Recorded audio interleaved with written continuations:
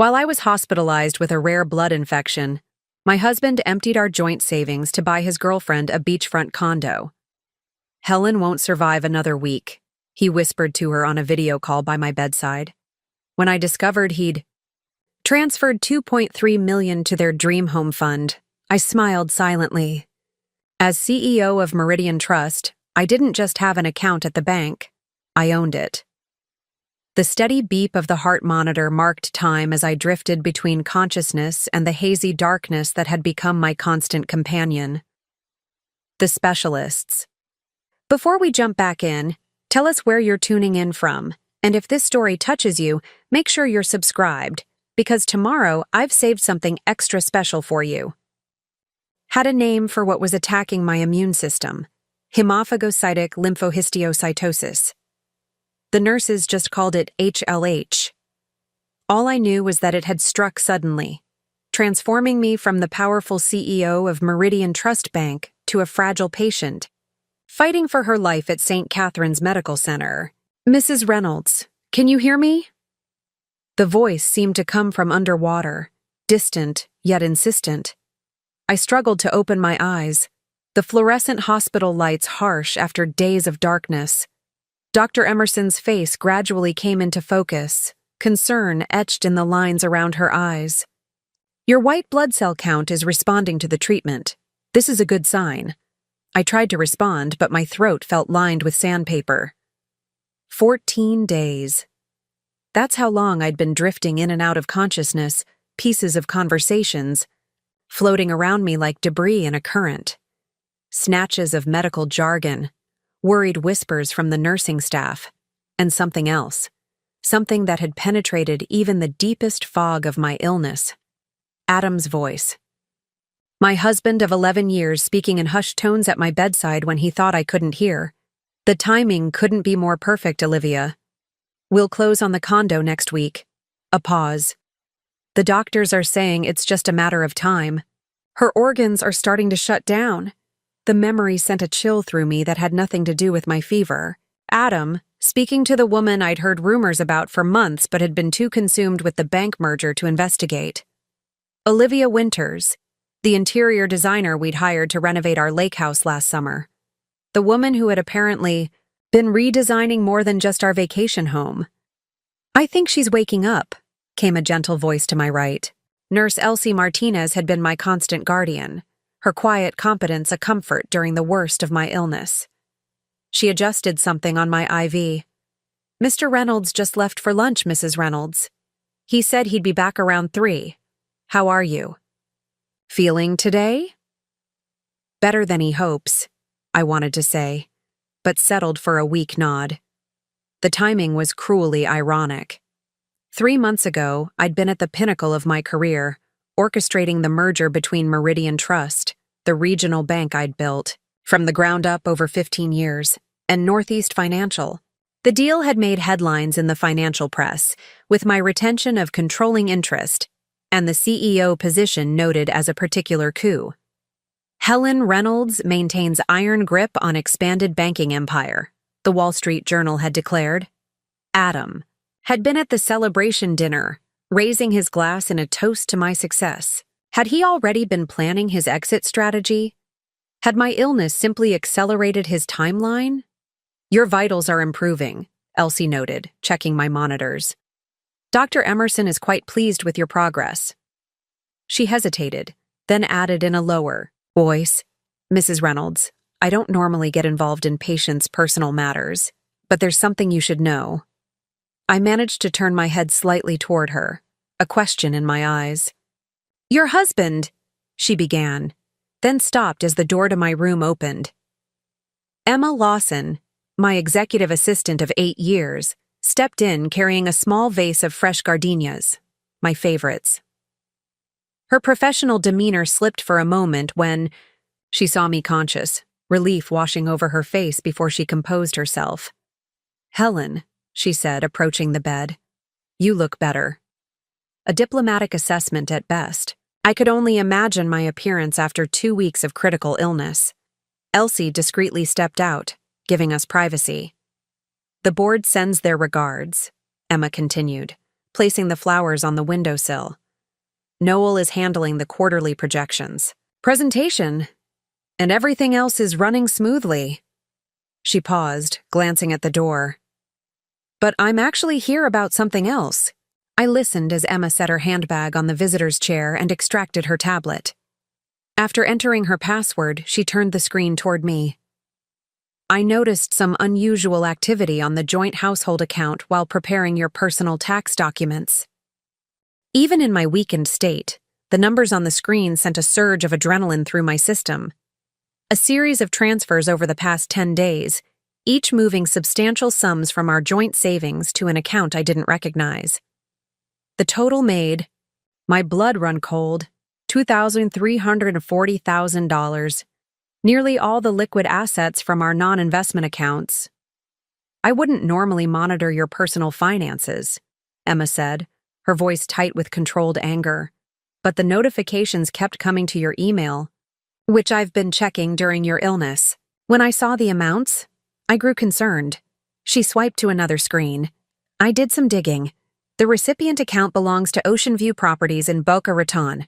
They're a luxury real estate development company. Another swipe. This is the property that's under contract. The image showed a stunning contemporary beachfront condo, all glass and clean lines with an infinity pool overlooking the Atlantic. Exactly the kind of minimalist architecture Adam had always claimed to despise, but that I'd learned he secretly admired. The price tag, $2.8 million. The purchasing entity is listed as Reynolds Winters Holdings, LLC, Emma added quietly. The pieces locked into place with cold clarity. Adam hadn't just been having an affair with Olivia Winters. He was planning a new life with her, funded by my money, carefully timed to my expected death. I closed my eyes, not from weakness, but to contain the fury building inside me. When I opened them again, I found Emma watching me with concern. There's more, she said hesitantly. Yesterday, he came to the bank and attempted to access your personal accounts, the ones not connected to your joint holdings. This sparked a different kind of alarm. Those accounts contained the majority of my wealth, stock options from the bank's founding, my inheritance from my parents, and the significant bonuses I'd earned, but kept separate from our marital assets on the advice of my financial team. Leon at the main branch called me immediately, Emma continued. Adam had some kind of power of attorney document, but Leon recognized it wasn't our standard form. He stalled, saying the system was down and that he'd need to verify with compliance. So Adam wasn't just stealing our joint savings. He was after everything. With tremendous effort, I raised my hand slightly. Emma immediately placed her tablet in my palm. My fingers felt like they belonged to someone else as I painfully typed out a message. How long have they been together? Emma's expression confirmed she knew exactly who I meant. Based on what I've found, at least 8 months. The LLC was formed 6 months ago. So even before my illness, they had been planning this. My hospitalization had simply presented the perfect opportunity. I typed again, each keystroke requiring focused effort. He doesn't know I still retain majority ownership of Meridian after the merger, does he? No, Emma replied. The exact terms weren't public. The press only reported that you remained CEO. She hesitated. Adam believes Northeast Financial now controls Meridian, with you as a figurehead. I almost smiled at this. Adam had never bothered to understand the intricacies of banking regulations or corporate governance. He'd attended the merger celebration, heard the congratulations, but hadn't bothered to read the actual terms. He didn't realize that while Northeast had indeed purchased a significant stake in Meridian, I'd structured the deal to ensure I maintained controlling interest. He didn't just think I was dying. He thought my bank, my life's work, had already been taken from me. A plan began to form in my mind, fueled by betrayal and a lifetime of strategic thinking that even HLH couldn't diminish. I typed one final message to Emma. Get me Sasha Petrov from legal, and don't let Adam know I'm awake. Preparing and narrating this story took us a lot of time, so if you are enjoying it, subscribe to our channel. It means a lot to us. Now back to the story. The revelation of Adam's betrayal hit me in waves, each one threatening to pull me back into the darkness. My medical reality competed with this new emotional trauma, creating a disorienting haze where past and present blurred together. The woman who had built Meridian Trust from a 3-branch local bank into a regional powerhouse now struggled to lift a cup of water to her lips. Emma left shortly before Adam was due to return, promising to contact Sasha from legal discreetly. "Rest," she'd whispered. "Conserve your strength. We'll handle this." The plural "we" offered a small comfort in my suddenly shattered world. I tried to reconcile the Adam I thought I knew with the man who had drained our accounts. Memories surfaced and receded like the tide. Our wedding in the botanical gardens, weekends working side by side renovating our first small house, celebrations as each of Meridian's new branches opened. Had it all been a calculation on his part? 11 years of marriage now seemed like an elaborate deception. When had it started? I searched my mind for signs I'd missed, but the illness clouded my thoughts. Had it been during the merger negotiations, when I'd been working 16-hour days? Or earlier, when we began renovations on the lake house and brought Olivia into our lives? The timeline Emma had discovered, 8 months of secret meetings, 6 months since forming their LLC, coincided with the most intense period of my career. The door to my hospital room opened, interrupting my thoughts. Adam entered carrying a small potted orchid, his expression a practiced mask of concern. Had I not overheard him speaking to Olivia? Had I not seen the financial records? I might have been touched by the gesture. "Helen," he said, approaching my bed with the caution of someone nearing a sleeping animal. "You're awake." I allowed my eyes to flutter partially open, careful to maintain the appearance of someone barely conscious. In this state of feigned weakness, I observed him with new clarity. His charcoal gray suit, Armani, purchased with my bonus last year. The subtle tan that seemed out of place for April in Boston. The carefully styled hair that had more product than usual. He was dressed to impress, not to visit a dying wife. The "Doctors say there's been some improvement in your numbers," he said, setting the orchid beside Emma's gardenias. "But they're still very concerned about organ function." His voice carried just the right amount of worry, the performance nearly flawless. I made a small sound, intentionally unintelligible. "Don't try to talk," he said quickly, patting my hand with his. I noticed he was careful to avoid touching my IV line or any of the monitoring equipment. "Just rest. I've been handling everything. You don't need to worry about a thing." "No," I thought bitterly. "You've certainly been handling things." "I spoke with the bank yesterday," he continued, and I felt a surge of alertness. "Just making sure all our finances are in order. With the merger and everything, I wanted to be certain there wouldn't be any issues. Issues like accessing my personal accounts? Like transferring my assets to fund your beachfront escape with Olivia?"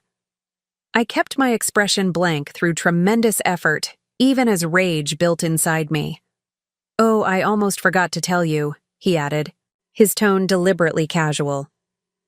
"I bumped into Noel at the coffee shop this morning. He mentioned the Northeast financial executives are very pleased with how things are going at Meridian. He said your position as CEO will be secure when—" He caught himself. "When you recover." The slip was telling. "When I die" was what he'd been about to say. Adam checked his watch, an unnecessarily obvious gesture. "I need to run to a meeting with the contractor about the lake house renovations. Apparently, there's an issue with the custom cabinets Olivia ordered." "I'm sure there is," I thought.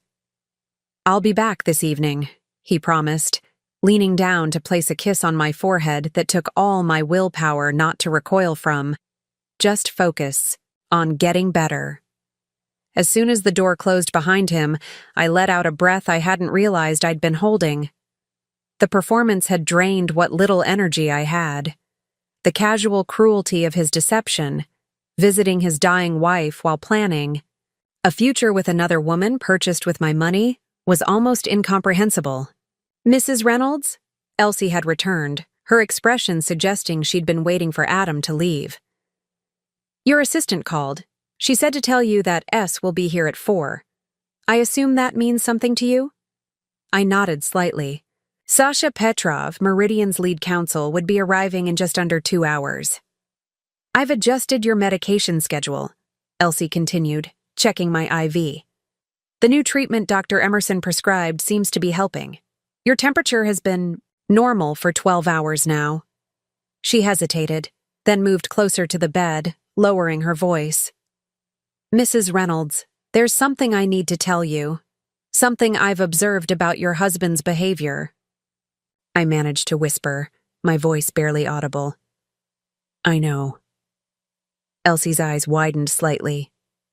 You know about the woman who calls when he steps out? About their conversations? I nodded, conserving my strength. I don't normally involve myself in patients. Personal matters, she said, adjusting my blanket. But I've been a nurse for 22 years, and I've seen this before. Spouses who... She trailed off, uncomfortable with articulating the ugly truth. Who are waiting for their partners to die, I finished for her, my voice slightly stronger. Elsie nodded grimly. He takes video calls in the waiting area at the end of the hall. I've heard... things. About money. About plans for after. She straightened her shoulders. I've documented the conversations in my personal notes. I thought you might need them. Someday. This unexpected ally moved me more than I could express. Thank you, I whispered. There's something else, Elsie added. 2 days ago, when you were at your worst, he brought papers for you to sign. Said it was related to medical decisions. But I recognized a power of attorney form. I told him you were in no condition to sign anything and that any essential medical authorizations were already in your chart. So that's how he'd gotten the document he'd presented at the bank. Not with my signature, but through some other means. Forgery, most likely. He didn't like that answer, Elsie continued. Tried to insist. I had to remind him that I'm required to report any suspicious activity concerning vulnerable patients. The heart monitor betrayed my increasing pulse. Adam had been more desperate and bolder than I'd realized. You need to rest now, Elsie said, noting my reaction. Your body is still fighting. Save your strength. She was right. The brief conversation had exhausted me, and I could feel the fog of medication pulling me back. But as consciousness slipped away, a thought crystallized with perfect clarity. I might be weak physically, but I was still Helen Reynolds. I had built Meridian trust by outmaneuvering men who underestimated me at every turn. Adam had made the same mistake, and it would cost him everything. The gentle shake of my shoulder pulled me from a dreamless sleep. I opened my eyes to see Sasha Petrov standing beside my bed, her characteristic black suit and crimson lipstick a stark contrast to the clinical white of the hospital room. As Meridian Trust's lead counsel for the past 7 years, Sasha had navigated the bank through regulatory challenges, aggressive acquisitions, and most recently, the complex merger with Northeast Financial. Helen, she said softly, her Russian accent more pronounced than usual, suggesting stress. Emma briefed me on the situation. I came as soon as I could arrange it without raising suspicions. I attempted to sit up, immediately regretting the effort as weakness washed over me. Sasha quickly adjusted the bed controls, raising me to a more dignified position. How much did Emma tell you? My voice was stronger than it had been earlier, the afternoon's rest having restored some small measure of energy. Enough. Sasha's expression was carefully neutral, but I could see the controlled anger in her eyes. Your husband has emptied your joint accounts to purchase property with another woman while you've been critically ill. He attempted to access your personal accounts using questionable documentation, and based on conversations overheard by hospital staff, he appears to be anticipating your death rather than your recovery. Hearing it laid out so clinically somehow made it more real, more painful. I closed my eyes briefly, steeling myself. When I opened them, Sasha was watching me with an intensity I recognized from our most challenging negotiations. "The first thing you should know," she said, taking a seat beside the bed, "is that we've already secured your remaining assets. As of 30 minutes ago, your personal accounts at Meridian have been flagged with the highest security protocols. No withdrawals or transfers will be processed without biometric confirmation, your fingerprint or retinal scan specifically." Relief flooded through me. At least Adam couldn't get to the rest of my money. "What about what he's already taken?" I asked. "The $234 million from your joint savings?" Sasha removed a tablet from her briefcase. "That's more complicated. Legally, he had access to those accounts. However," she held up a hand as she saw my expression darken, "there are several avenues we can pursue." She tapped on the tablet, bringing up documents. "First, we have the timing. The significant withdrawals began precisely when your condition became critical, suggesting opportunistic behavior that a court would view unfavorably.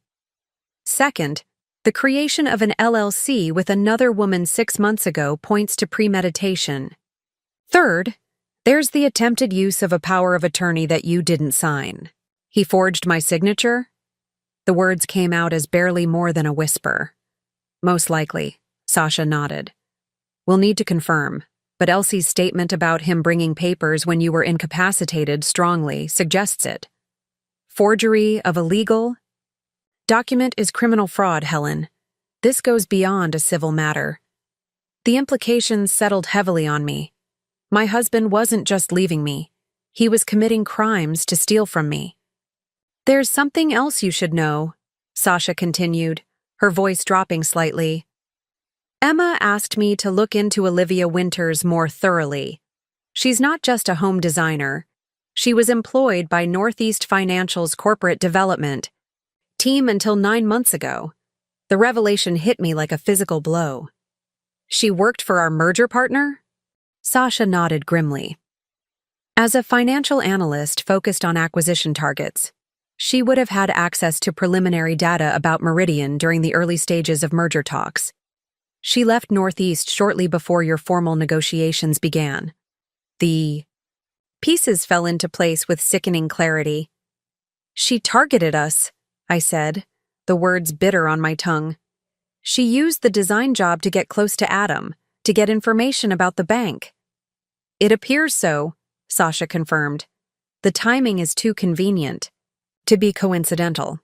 And there's more. The realtor handling the condo purchase in Boca Raton, Roman Winters, Olivia's brother. They're keeping it all in the family," I said, a hollow laugh escaping me before turning into a cough. Sasha quickly handed me water. After I'd recovered, Sasha continued, "Helen, I need to ask, how much does Adam actually know about the final terms of the merger?" I considered this carefully. "Only what was publicly reported. That I remained CEO, that Northeast acquired a significant stake in Meridian.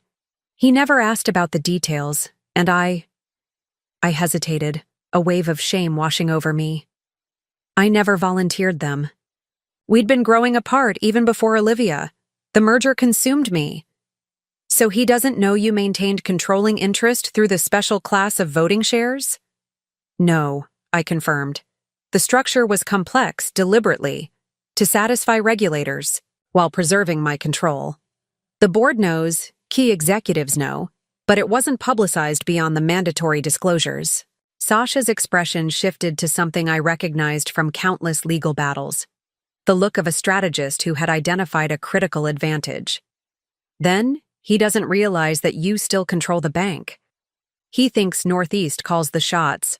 Now, with you as the figurehead CEO, that appears to be the case. This," Sasha said, tapping her perfectly manicured nail against the tablet, "gives us options." She leaned forward, lowering her voice further. "Helen, before we proceed, I need to know what you want. Do you want to salvage anything from this? Marriage? Or are you prepared for total war? The question gave me pause. In the abstract, finding out your husband was having an affair would traditionally open several paths: counseling, separation, divorce with varying degrees of acrimony. But this wasn't just infidelity. This was calculated betrayal on multiple levels: emotional, financial, and potentially criminal. Adam and Olivia hadn't just planned a future together. They had actively hoped for my death to facilitate it. "I want everything he tried to take from me," I said finally, my voice stronger than it had been in weeks. "And I want him to understand exactly who he betrayed." Sasha's crimson lips curved into a small, fierce smile. "Then we need a strategy, not just legal, but comprehensive. And we need to keep him in the dark about your improving condition and awareness while we prepare." She reached into her briefcase again and removed a small, sleek recording device. "This is a secure digital recorder, encrypted and admissible in court. I want to place it in your room to capture any conversations when Adam visits. With your permission." I nodded. "Good. Next, we need to establish a secure communication channel between you, me, and a small circle of trusted allies. Your condition is our temporary advantage. He thinks you're too ill to fight back." "Who do we trust?" I asked, the question carrying weight beyond the immediate crisis. In the banking world, trust was currency, and I had just suffered a catastrophic devaluation of my personal reserves. "Emma, without question," Sasha replied immediately. "Noel from your executive team. He was the one who flagged Adam's inquiries about your accounts. Elsie here at the hospital. And Leon from the main branch who stalled the power of attorney request." She paused. "Beyond that, we keep the circle tight until we're ready to move." The small list of allies was both comforting and painful, a reminder of how isolated my position had become. And yet, these were powerful connections. People with access, information, and loyalty to me rather than to Adam. "What's our first move?" I asked. "Information gathering," Sasha replied. "We need to document the extent of the fraud, track the money trail completely, and collect evidence of conspiracy between Adam and Olivia. Meanwhile, you focus on getting stronger. Dr. Emerson tells me you're responding well to the new treatment protocol." "And Adam? For now, we let him believe he's succeeding. That the power of attorney issue was a minor bureaucratic hiccup. That your condition remains critical. The more secure he feels, the more mistakes he'll make." Sasha reached out and took my hand, an uncharacteristic gesture from the normally reserved attorney. "Helen, you built Meridian from nothing. You've outmaneuvered some of the sharpest financial minds in the Northeast. This is just another hostile takeover attempt, and you've never lost one of those." Her words stirred something in me, a familiar determination that had been dormant during my illness. She was right. This was business in its way. Ruthless personal business. "Set up the recorder," I said, "and get me a secure phone. It's time to remind everyone exactly who they're dealing with."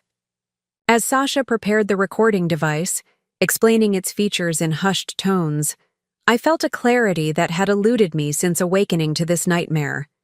Adam had made a fundamental miscalculation. He'd seen my illness as his opportunity, never considering that the same strategic mind that had built a banking empire would be turned fully against him. He didn't just underestimate my will to live. He underestimated my will to win. 2 days after Sasha's visit, my physical strength had improved enough that Dr. Emerson reduced my medication. The fog that had clouded my thinking began to lift, bringing with it a sharper awareness of both my situation and my growing resolve to address it. The HLH was responding to treatment, my body fighting back just as my mind was preparing to do the same. Adam maintained his routine of brief daily visits, each a masterclass in false concern. I continued my pretense of semi-consciousness, watching through half-lidded eyes as he checked messages on his phone when he thought I wasn't aware, smiling at texts that could only be from Olivia. The digital recorder Sasha had hidden captured It all, his one-sided updates to Olivia about my deteriorating condition when he stepped into the hallway, his casual inquiries to the medical staff about typical timelines for cases like Helen's. Each recording was retrieved daily by either Emma or Elsie and delivered to Sasha, building our case piece by damning piece. On the morning of the third day, Emma arrived earlier than usual, her typically composed expression replaced by barely contained agitation. "We've found something," she said, closing the door behind her and approaching my bed. "Sasha asked me to bring this to you immediately." She removed a secure tablet from her bag, one of Meridian's executive devices with advanced encryption. As she entered a complex password, I noticed her hands trembling slightly. "Last night I was reviewing the complete transaction history from your joint accounts," she explained, her voice low despite our privacy. "I was looking for patterns, trying to establish the timeline of withdrawals. That's when I found these." Ika turned the tablet toward me. On the screen was a spreadsheet detailing transactions from the past year. Emma had highlighted several rows in red, transfers dating back 11 months, long before my illness. "He's been moving money gradually," I whispered, scanning the data. "Small amounts at first, then larger sums as time went on." "Yes," Emma confirmed. "And there's more." She swiped to another screen. "These are transfers from Meridian's operational accounts." My blood went cold. "He's been stealing from the bank?" Emma nodded grimly. "Through a sophisticated scheme that we're still unraveling. It appears he used your personal login credentials to authorize wire transfers to shell companies, small amounts disguised as vendor payments. How did he get my credentials?" I struggled to sit up straighter, pulse quickening. "We believe from your home office computer. The IT security team confirmed your credentials were used from your home IP address during times you were at headquarters. The amounts were below the threshold that would trigger automatic security reviews. The violation felt physical. Adam had not only betrayed our marriage but had used my own identity to steal from the institution I had built. The total at the bottom of the spreadsheet made me physically ill. $487,000 over the past 11 months. "There's something else," Emma said, her voice even quieter now. "Sasha asked Noel to discreetly investigate Olivia Winter's departure from Northeast Financial." She swiped to an internal memo on Northeast letterhead, dated 9 months earlier. It detailed an amicable separation between Northeast and Olivia Winters following an internal review of potential conflicts of interest. Reading between the carefully worded corporate lines, the message was clear. She had been pushed out, not voluntarily resigned. "She was fired," I said flatly. "Yes, but with a separation agreement that included a non-disclosure clause. Noel's contact at Northeast couldn't provide details, but implied it involved improper use of confidential information." The picture growing clearer was far uglier than a simple affair. So, Northeast discovers Olivia misusing information, possibly about the potential Meridian merger. They quietly let her go with an NDA. And somehow during this period she meets and begins a relationship with my husband. "That's our current understanding," Emma confirmed. "And shortly after their relationship begins, unusual transfers start, appearing from both your joint accounts and Meridian's operational funds." I closed my eyes, absorbing the magnitude of what we were uncovering. This wasn't just personal betrayal. It was financial fraud, corporate espionage, and identity theft, all orchestrated by the man who had shared my bed for 11 years. "Who else knows about this?" I asked, opening my eyes. "Only Sasha, Noel, and now us," Emma replied. "Sasha thought you should know immediately. She's meeting with the bank's forensic accounting team this afternoon, people she trusts implicitly. She's framing it as a routine security audit to avoid raising alarms. And Adam has no idea we're investigating? None. He was at the bank yesterday, meeting with Leon about estate planning. Leon played along perfectly, expressing sympathy about your condition while subtly gathering information on what Adam knows about your accounts." The irony might have made me laugh if the situation weren't so serious. Adam thought he was manipulating a sympathetic bank manager, unaware that Leon was one of the few people who knew the truth about Meridian's ownership structure and my improving health. "What about the condo purchase?" I asked, remembering the $234 million that had vanished from our joint savings. Emma tapped the tablet again, bringing up property records.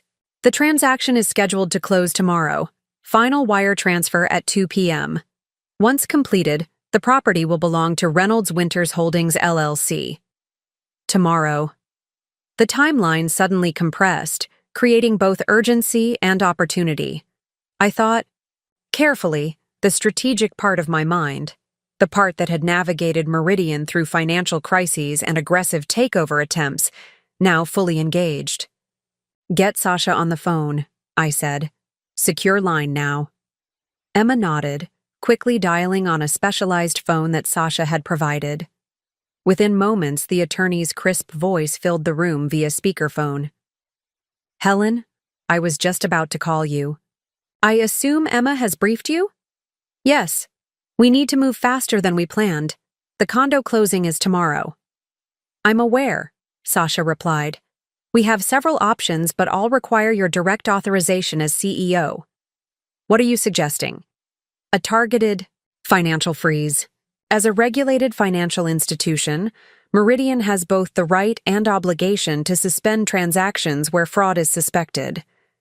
With the evidence we've gathered about Adam's misuse of bank funds, we have grounds to freeze not just the wire transfer for the condo, but all related accounts, including the Reynolds Winters LLC and any personal accounts Adam holds at Meridian." The plan was elegant in its simplicity, using banking regulations as a shield and weapon simultaneously. "Would this alert Adam that we're onto him?" "Yes," Sasha admitted. "But it would prevent the condo purchase from completing, securing the $234 million before it transfers to the property. We can always unfreeze if necessary, but once the closing happens, recovering the funds becomes much more complex." I considered our position carefully. The evidence we had gathered was substantial, but still developing. Freezing the accounts would show our hand earlier than planned. Yet allowing the condo purchase to proceed would put a significant asset beyond immediate reach. "What about Olivia?" I asked. "Where do her finances stand?" Emma responded, consulting another document on the tablet. She closed her accounts at Northeast when she left the company. Currently banks with First Atlantic, with balances totaling approximately $194,000 across checking and savings. Not substantial enough to complete the condo purchase without Adam's contribution. "And the property itself? Who's the seller?" "Ocean. Blue Development Group," Emma replied. "A luxury real estate firm specializing in beachfront properties. No obvious connections to either Adam or Olivia, though we're still investigating the broker, Roman Winters." I came to a decision. "Here's what we're going to do.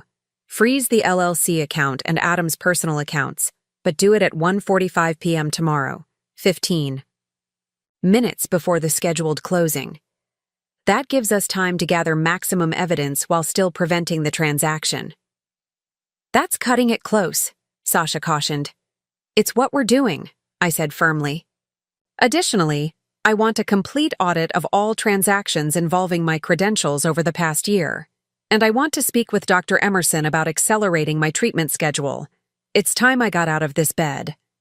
The confidence in my voice surprised even me.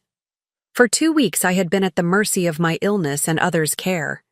Now, despite my physical weakness, I was reclaiming control over my health, my bank, and my future. "There's one more thing you should see," Emma said quietly after we ended the call with Sasha. She hesitated, then pulled up a final document. On the tablet, an email from Adam to Olivia sent just yesterday. The subject line read simply, "After." The message contained 3 attachments: floor plans for the Boca Raton condo with furniture arrangements, a Caribbean cruise itinerary dated for next month, and a life insurance policy in my name with Adam as the sole beneficiary. The email text itself was brief. all set for tomorrow's closing. The deposit from H's account cleared without issues. Once we have the keys, we're just waiting for nature to take its course. Dr. E says it could be any day now. Then we're free. Something shifted inside me as I read those words.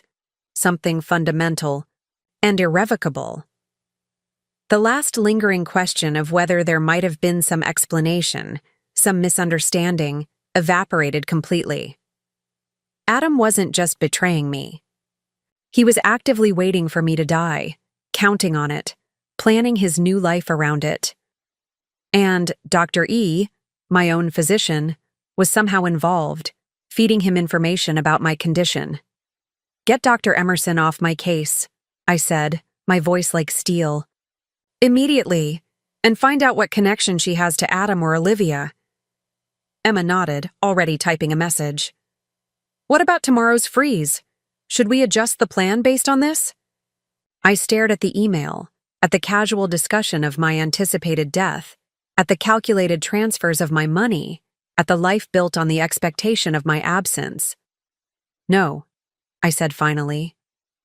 "We stick to the plan. But I want to be there when it happens. Not just on the phone, physically present at the bank." "Helen, you're still recovering." "Tomorrow at 1:45 p.m. I will be sitting in my office at Meridian's headquarters when Adam's financial world collapses," I stated, brooking no argument. "Arrange it with whichever doctor replaces Emerson. I don't care what it takes." The CEO of Meridian Trust was officially back on duty. The revelation about Dr. Emerson sent shockwaves through my small circle of allies. By evening, she had been removed from my case, replaced by Dr. Felicity Yang, a specialist in immunological disorders who had no connection to Adam or Meridian Trust. Emma had discovered that Emerson's husband worked for a law firm that occasionally represented Northeast Financial, a connection that was tenuous but concerning enough to warrant caution. "Your recovery is actually further along than Dr. Emerson reported," Dr. Yang informed me after a thorough examination. "The latest blood work shows significant improvement in your inflammatory markers. She was prescribing appropriate medications, but may have been downplaying your progress in her notes." This confirmed our suspicions. Emerson had been feeding Adam information, likely suggesting my condition was worse than it actually was. Whether she was an active participant in the conspiracy or merely manipulated through her husband's connections remained unclear. "What's my actual prognosis?" I asked Dr. Yang. She studied my chart thoughtfully. "HLH is serious, but you're responding exceptionally well to treatment. You'll need ongoing care and monitoring, but there's no reason you couldn't leave the hospital for brief periods, provided you return for your treatment regimen. I wouldn't recommend a full day of work yet, but a few hours should be manageable." The news bolstered my determination. I would be able to go to Meridian tomorrow as planned, to be physically present when we confronted Adam's fraud. After Dr. Yang left, I requested time alone to think. Propped up in my hospital bed, I took stock of my situation, conducting the kind of clear-eyed assessment I would perform for any high-stakes banking scenario. Assets, control of Meridian Trust. Tathaway. Loyalty of key personnel. Substantial personal wealth beyond what Adam had accessed. Irrefutable evidence of fraud. The element of surprise. Adam believed I was unaware and likely dying. Liabilities. Physical weakness. The money already spent from joint accounts. Potential. Insider at Northeast Financial. The question of how deeply Dr. Emerson was involved. The emotional trauma of betrayal still threatening to cloud my judgment. I had built Meridian Trust from a struggling 3-branch local bank into a regional powerhouse with 27 locations across 4 states. I had navigated the 2008 financial crisis without a single quarter of losses, outmaneuvered predatory competitors, and structured a merger that appeared to be a takeover while actually preserving my control. Yet I had failed to see the betrayal within my own home. Had I been so focused on external threats that I'd missed the one beside me each night? Or had I simply trusted unwisely? I reached for the hospital phone and called Noel Miller, Meridian's chief operating officer, and my most trusted executive, after Emma. Within minutes, he joined the secure conference line with Sasha already waiting. "Talk me through tomorrow's procedure," I said without preamble. "We've prepared everything," Noel confirmed. "The freeze will be executed as a Level 1 security protocol, the same process we use when we detect potential terrorism financing or major fraud. It requires 2 executive signatures, which will be mine and Leon's, using the authority you've delegated during your absence. And the documentation?" "All ready," Sasha interjected. "We have transaction records showing unauthorized use of your credentials, transfers to shell companies, and the gradual siphoning from your joint accounts. The packet will be delivered to federal banking regulators simultaneously with the freeze. Action." "What about Olivia?" I asked. "We've confirmed she's in Boca Raton already," Noel said. "She arrived last night, presumably to handle final details for the condo closing. Roman Winters, her brother, has been meeting with her and the property developers. We have surveillance photos." "And Adam?" "He has a 10 a.m. flight to Fort Lauderdale. Tomorrow." His assistant at the investment firm believes he'll be gone for 3 days on family business. He's told the hospital he's attending a financial conference and won't be visiting until Sunday. Everything aligned with our timeline. Adam would arrive in Florida in time for the 2 p.m. closing, expecting to sign the final papers for the condo purchased with my money he was stealing while waiting for me to die. "What's our contingency if he attempts to transfer the funds earlier than scheduled?" I asked. "We've implemented silent monitoring on all relevant accounts," Noel explained. "Any transaction attempt will trigger an immediate alert. We can execute the freeze protocol at any time." I nodded, satisfied with the thoroughness of our preparations. "And my visit to the bank?" "All arranged," Emma confirmed, joining the call. "Dr. Yang has approved a 3-hour window away from the hospital. We'll have a private ambulance transport you to Meridian's executive entrance. The boardroom has been prepared with medical equipment as a precaution, and a nurse will accompany. You? Who knows, I'll be there." "Only the 5 of us," Sasha said. "Even the nurse believes you're coming in to sign critical documents that cannot legally be executed remotely. We've compartmentalized information to minimize the risk of leaks." The plan was comprehensive, but I needed to be certain of one final element. What about Northeast Financial? Could they have any involvement in this beyond Olivia's former employment? A brief silence followed. Finally, Sasha spoke. "We don't have evidence of institutional involvement, but we can't rule it out entirely. Olivia's separation agreement suggests Northeast discovered her actions and terminated her rather than being complicit. However, we're maintaining operational security as if they could be monitoring our activities. This was the uncertain variable in our equation: how far the conspiracy extended. Had Northeast identified Meridian as a target, using Olivia to gather intelligence before cutting ties when her methods became too risky? Or was this a personal scheme that Olivia continued independently after her dismissal? "I want to review the merger documents again," I said. "The final terms, specifically the clauses regarding breach of confidentiality and corporate espionage. I'll send them securely immediately," Sasha promised. "But Helen, are you considering unwinding the merger?" The question gave me pause. The Northeast merger had been the crowning achievement of my career, expanding Meridian's footprint and capabilities while preserving my control. Unwinding it would be complex, expensive, and potentially damaging to the bank I had built. "I'm considering all options," I replied carefully. "If Northeast had any involvement in this scheme, they breached the merger agreement in fundamental ways. I want to understand our full range of remedies." After ending the call, I found myself alone with my thoughts again. The logistical details were addressed, the tactical plan in place. But strategy required more than tactics. It required clarity about objectives. What did I want from this confrontation? Legal consequences for Adam and Olivia, certainly. Recovery of my stolen funds, obviously. But beyond that? I thought about the life I had built, the bank that bore my strategic imprint on every policy and procedure, the marriage I had believed was a partnership, the future I had planned with a man who had been plotting my financial and possibly physical demise.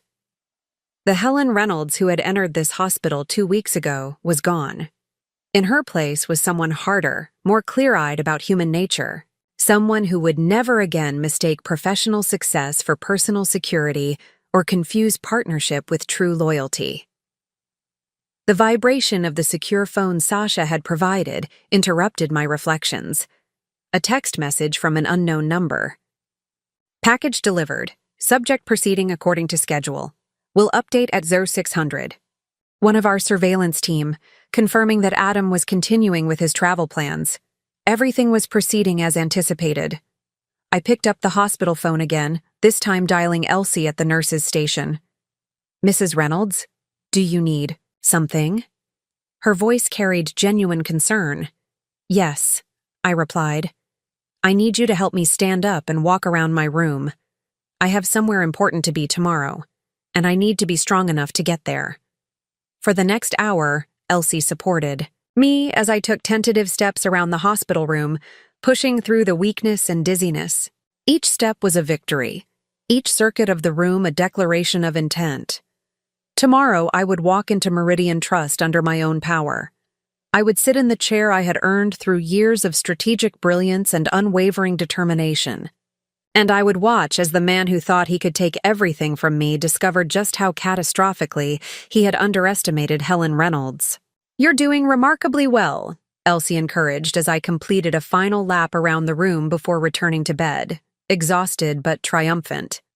I have excellent motivation, I replied, thinking of Adam's email. After would not be what he expected. After would be my reclamation, my justice, my new beginning. As I drifted toward sleep, I found myself mentally rehearsing what I would say to Adam when he realized the truth. What words could possibly convey the magnitude of his miscalculation? What expression would cross his face when he understood that his perfect plan had collapsed entirely? Tomorrow would provide the answers. Tomorrow, the banker who had navigated a financial empire through crisis after crisis would apply those same skills to the most personal battle of her life. And unlike my husband, I never lost when the stakes were this high. Morning brought clarity and purpose. I woke before dawn, my mind unusually sharp despite the lingering effects of medication. Outside my window, Boston was still dark, the financial district's skyscrapers illuminated only by security lights, including Meridian Tower, where I would soon confront the full scope of Adam's betrayal. My secure phone buzzed with a message from our surveillance team. Subject departed residence 050, en route to Logan Airport. Confirmed reservation on JetBlue 823 to Fort Lauderdale, 10:15 departure. Adam was proceeding exactly as anticipated. I felt a strange calm knowing he was moving inexorably toward a trap of our making. Elsie arrived for her early shift, helping me with a more extensive walking session. My strength was returning incrementally, enough to manage short distances, unassisted, though a wheelchair would be necessary for longer stretches. Someone dropped this off for you, Elsie said, handing me a flash drive after ensuring we were alone. Sasha's assistant said you'd know what it is. I did. The drive contained the complete forensic analysis of Adam's financial activities that the team had been compiling. After inserting it into the secure tablet, I found myself immersed in the detailed chronology of my husband's betrayal. The earliest evidence dated back 14 months, shortly after Meridian had announced preliminary merger discussions with Northeast Financial. Adam had opened a separate email account under a pseudonym, using our home Wi-Fi. The first contact with Olivia Winters came 2 weeks later, an innocuous-seeming message about interior design services for our lake house, but sent to his secret account rather than his regular email. Their correspondence evolved quickly. Within a month, they were exchanging flirtatious messages. By the 3-month mark, they were discussing opportunities related to Meridian's pending merger. Olivia, then still employed by Northeast, appeared to be feeding Adam questions to ask me. Questions about Meridian's loan portfolio quality, capital reserves, and regulatory compliance. I remembered those questions now, casual dinner conversations, where Adam had shown uncharacteristic interest in banking matters. I had attributed it to supportive husbandly attention, even feeling grateful that he was taking an interest in my work during the stressful merger negotiations. In reality, he had been mining me for information to relay to Olivia. The pattern shifted. 9 months ago, coinciding with Olivia's departure from Northeast. Their messages became more focused on personal matters, specifically financial planning for a shared future. The first mention of Florida property appeared, alongside discussions of investment strategies. Then came the first transfer from our joint account, $25,000 moved to a newly established LLC. The amount was small enough that I might not notice, amid the chaos of merger preparations, but large enough to serve as seed money for what would come next. The transfers increased in frequency and amount after that initial test. 5 months ago, they formed Reynolds Winters Holdings LLC, with documents listing both their names, but using our home address for Adam and a post office box for Olivia. 3 months ago, they began actively searching for Florida properties, focusing on beachfront condos in the $2 to $3 million range. Their communications showed increasing confidence, with fewer precautions about being discovered. Then I fell ill. The timeline showed a dramatic acceleration after my hospitalization. Within 2 days of my admission to St. Catherine's, Adam had transferred $180,000 from our joint savings to the LLC. 3 days later, another $300,000. The pattern continued, culminating in a $1.2 million transfer just last week, the single largest movement of funds. But the most disturbing revelations came from Adam's communications with Olivia during my illness. Screenshots of text messages captured their true characters. With chilling clarity, Adam, 3 days after my hospitalization. Doctor says it's progressing faster than expected. Her immune system is basically attacking itself. Could be weeks, not months. Olivia's response. That's terrible, but I guess the timing works out for the Boca property. Ocean Blue needs the down payment by next Friday to hold it for us.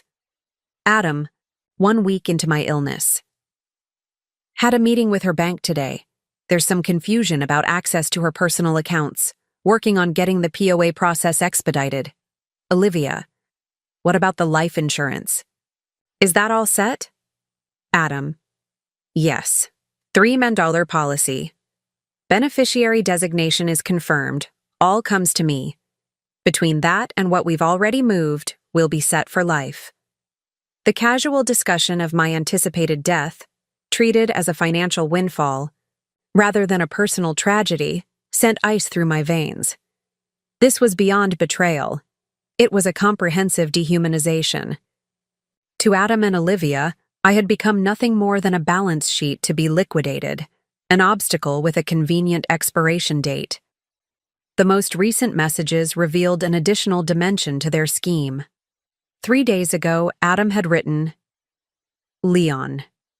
At the bank is being difficult about the personal accounts. Says he needs to verify the POA with compliance. Might need to bring in Garrett's team if this continues. Garrett. The name triggered an immediate connection. Garrett Winters, a mid-level executive at Northeast who had been part of their merger negotiation team. And if Roman Winters was Olivia's brother, could Garrett be another family member? I sent a quick message to Noel asking him to investigate any relationship between Garrett Winters and Olivia immediately. As I continued reviewing the evidence, a message from Sasha arrived.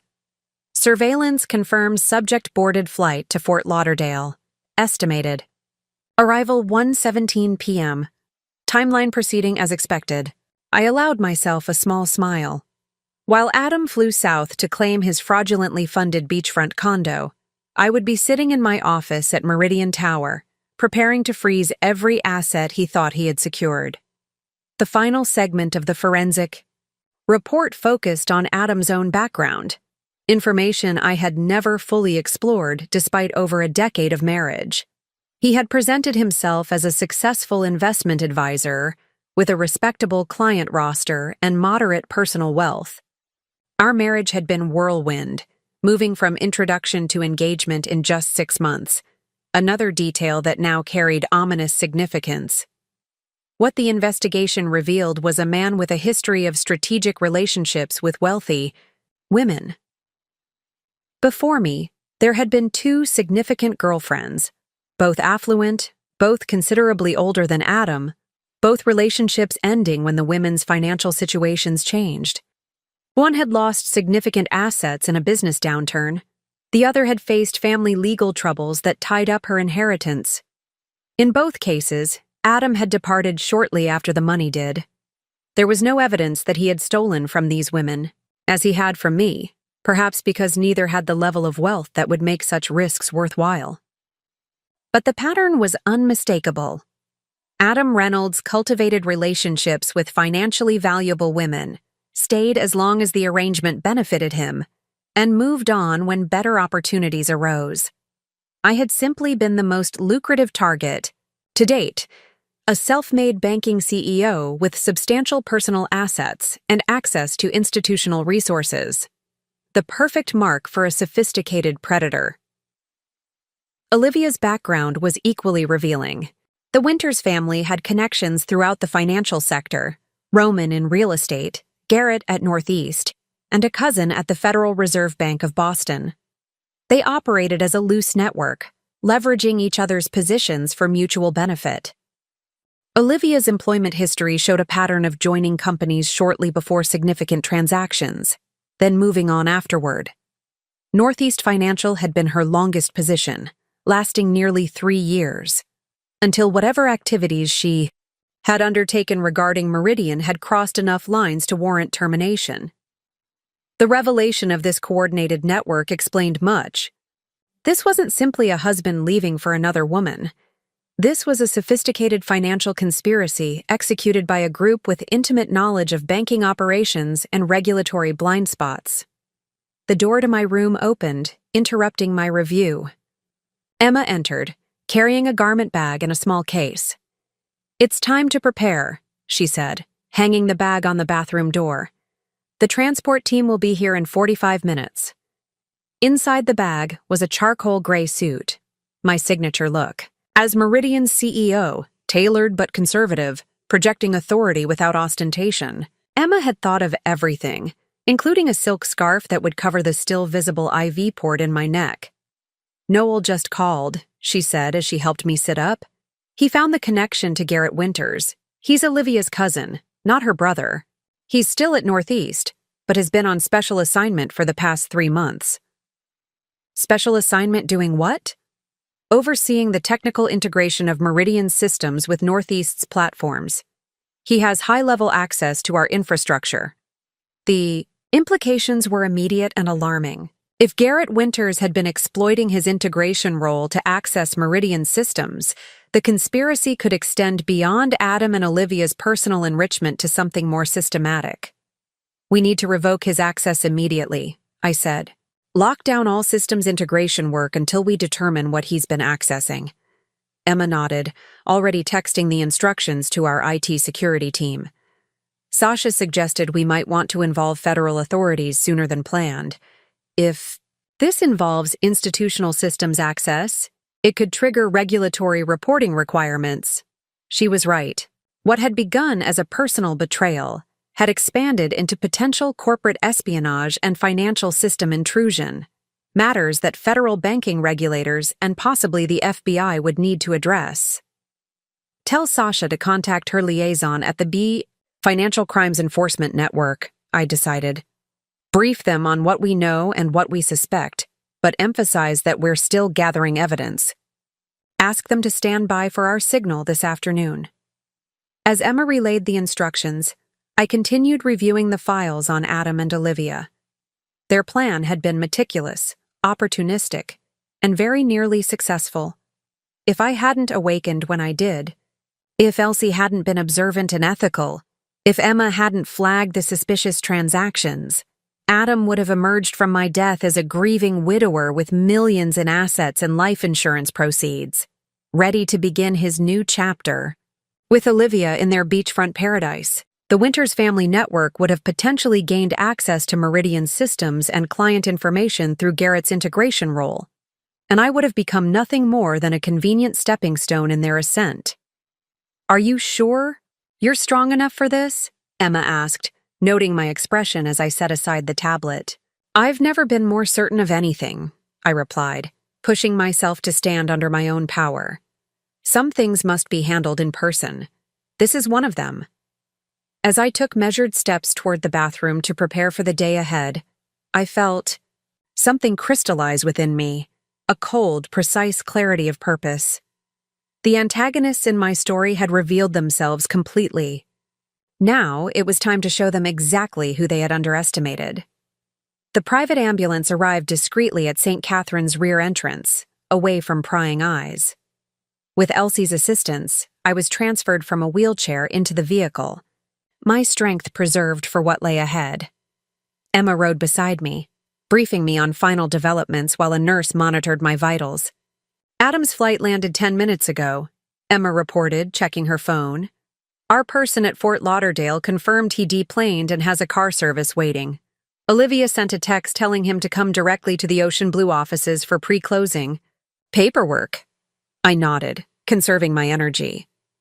The suit Emma had brought fit perfectly despite my weight loss from the illness. The silk scarf concealed my medical port, and the subtle makeup she had helped apply brought some color back to my face. To anyone who didn't know about my hospitalization, I would appear merely tired from a demanding schedule, not recently recovered from a life-threatening illness. "Noel called," Emma continued. "IT security has isolated Garrett Winters' access credentials and placed them under silent monitoring. He won't know we're tracking him, but any attempt to access Meridian's systems will trigger immediate alerts and full logging of his activities." "What about his previous access?" I asked. "They've begun a retroactive audit. Preliminary findings show he's been primarily focused on our high-net-worth client database and international wire transfer protocols." That made sense. The high-net-worth database contained detailed information about our wealthiest clients, potential targets for whatever scheme the Winters family might be planning next, and international wire protocols would provide insight into how to move large sums across borders without triggering regulatory scrutiny. "Have they found evidence of data exfiltration?" Emma nodded grimly. "Several large encrypted files were transmitted to an external server last week. Our team is working to determine their contents, but the pattern suggests client portfolio information. This transformed the situation from fraud against me personally to a potentially massive breach of client confidentiality and fiduciary duty. If Meridian's clients had been compromised, the regulatory consequences could be severe, potentially threatening the bank's reputation and stability." The ambulance turned onto Financial Plaza, approaching the imposing glass tower that housed Meridian Trust's headquarters. Rather than the main entrance, we proceeded to the private executive garage, where Noel and Sasha waited beside the dedicated elevator. "You look formidable," Sasha commented as they helped me from the ambulance to a waiting wheelchair. "Ready? For battle." I smoothed my jacket. "Always." The executive elevator whisked us directly to the 38th floor without stops. As the doors opened, I gripped the wheelchair's armrests and pushed myself to stand. "Mrs. Reynolds, I strongly recommend," the nurse began. "Thank you for your concern," I interrupted politely but firmly. "But I will walk into my office." With Emma on one side and Noel on the other, I made my way slowly but steadily down the corridor. Staff members stopped in surprise, quickly schooling their expressions as I passed. Word of my arrival would spread quickly, but we needed only a short window before the account freeze was initiated.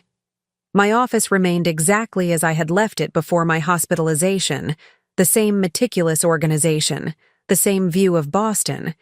Harbor, the same sense of hard-earned authority. The only addition was a medical recliner discreetly positioned in one corner, an IV stand beside it. 20 minutes until the scheduled freeze, Noel noted as I settled into my chair. Not the medical recliner, but my executive chair behind the broad mahogany desk. The team is in position.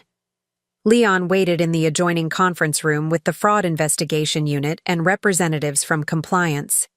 The bank's general counsel had been briefed that morning and was standing by. On a secure line, a special agent from the Financial Crimes Enforcement Network waited for our signal. Everything was in place. Yet something still bothered me, a loose thread in our understanding of the conspiracy. The timing, I said suddenly. When exactly did Northeast identify Olivia's improper activities? And when exactly did Adam begin pursuing the Florida property? Emma consulted her tablet. Northeast's internal investigation of Olivia concluded approximately 9 months ago. The Florida property search began in earnest 5 months ago. And my illness? When did Dr. Emerson become my physician? Emma's eyes widened as she checked the records. Dr. Emerson took over your care 4 months ago. You switched to her from Dr. Patel after a routine physical where she identified concerning blood markers. The pattern was unmistakable now. This wasn't opportunistic, I said quietly. My illness wasn't an unexpected development they capitalized on. It was part of the plan. Sasha leaned forward. You think your condition was deliberately induced? I think it's too coincidental that I developed a rare immune disorder shortly after switching to a doctor with connections to Northeast, at exactly the time Adam and Olivia were accelerating their plans. The implications hung heavily in the air. If true, this wasn't just fraud, it was attempted murder through medical means. We need Dr. Yang to review my complete medical history, I said. And we need to determine if Dr. Emerson had any direct contact with Adam or any of the Winters family before becoming my physician. Noel made the call immediately, adding this new investigative avenue to our expanding case. As we processed this disturbing possibility, my direct line rang, a number few people had access to. Emma checked the caller ID and frowned. It's Leon. He says it's urgent. I put the call on speaker. Leon. You're on with the executive team. What's happening? Mrs. Reynolds, Leon's voice carried a mixture of relief and concern. Adam just called the main branch directly. He's attempting to wire the full balance from your joint savings account to the Ocean Blue Development escrow account. Right now, not at the scheduled 2 p.m. closing. He's claiming it's an emergency change of plans. My heart rate accelerated. Did you authorize the transfer? No, ma'am. I told him our wire department was experiencing a technical delay and that international wires were backed up by at least 90 minutes. He was insistent. Said the deal would fall through without immediate funding. Adam was trying to accelerate the timeline. But why? Had he somehow been tipped off? Where is he now? I asked. Still on hold with our wire department. They're stalling as instructed. I made a split-second decision. Initiate the freeze protocol now. All accounts, all entities as planned. Noel nodded sharply and stepped into the adjoining room to give the order. Within moments, Meridian's advanced security system would lock down every account connected to Adam Reynolds, Olivia Winters, their LLC, and the entire Winters family network. What triggered his urgency? I wondered aloud. Something spooked him. Sasha was already on her phone, speaking rapidly to someone on our surveillance team. After a brief conversation, she turned to me with a grim expression. Garrett Winters tried to access Meridian's system 10 minutes ago and encountered the enhanced security protocols. He couldn't get in, but would have noticed the increased scrutiny. He may have alerted Adam. They're panicking, I said, a cold satisfaction settling over me. They know something's wrong, but not what. My direct line rang again. This time Emma's expression showed genuine shock as she checked the display. It's Adam, she whispered. On your private office line. I squared my shoulders and reached for the phone. This confrontation was coming sooner than anticipated, but perhaps that was for the best. The strategic advantage remained firmly mine. Helen Reynolds, I answered, my voice steady and professional. A moment of stunned silence greeted me before Adam recovered. Helen, you're at the office. Indeed. I kept my tone neutral, as if nothing were unusual about the CEO being at her desk. I understand you're attempting to initiate a significant wire transfer from our joint account. Yes. There's been a change in the closing schedule. His voice carried a forced casualness that might once have fooled me. The property developer needs the funds immediately, or we lose our deposit. I was handling it for us. For us? I repeated softly. How? Considerate. Another pause. I could almost see him recalculating, trying to determine how much I knew and how alert I truly was. The doctors said you were still heavily sedated, he ventured. When did you return to work? Just this morning. I've been reviewing some interesting financial activity in our accounts. Perhaps you'd like to discuss the Reynolds Winters Holdings LLC, or the $234 million you've transferred from our joint savings over the past 2 weeks? His sharp intake of breath was audible even through the phone. Helen, I can explain. I'm sure you can, I interrupted. In fact, I'd welcome the opportunity to hear that explanation. Unfortunately, there seems to be a problem with the accounts you're trying to access. What kind of problem? The false warmth had vanished from his voice. They've been frozen pending a fraud investigation. I delivered the news with the same tone I would use to discuss a quarterly earnings report. Standard protocol when unauthorized transfers are detected. You can't do that, he snapped, panic overtaking caution. That money is already committed. The closing is happening today. Is it? How interesting. I don't recall authorizing the purchase of a beachfront condo in Boca Raton, particularly not one titled to an LLC bearing your name and that of Olivia Winters. Complete silence followed. I could almost see the color draining from his face as he realized the depth of his exposure. You should know, I continued into the silence, that Meridian's Fraud Investigation Unit has compiled an extensive file on your activities, the unauthorized transfers, the forged power of attorney, the attempts to access my personal accounts, and, of course, the rather illuminating emails between you and Ms. Winters discussing how convenient my expected death would be for your financial planning.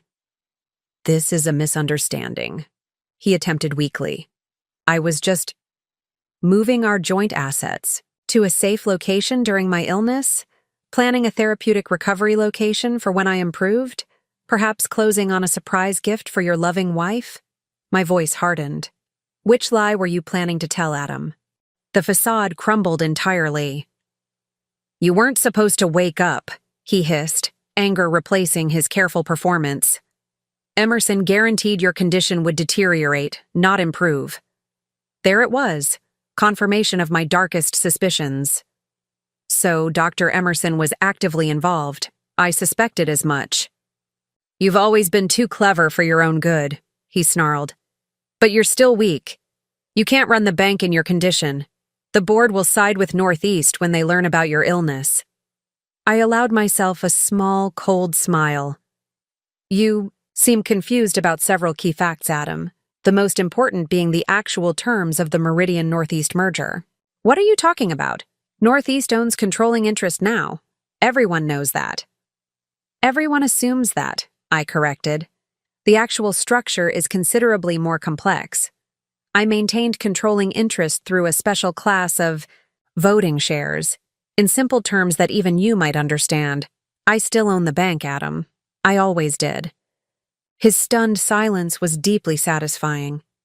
And as the majority owner and CEO of Meridian Trust, I continued, I've just authorized a complete security freeze on all accounts associated with you, Olivia Winters, and the entire Winters family network.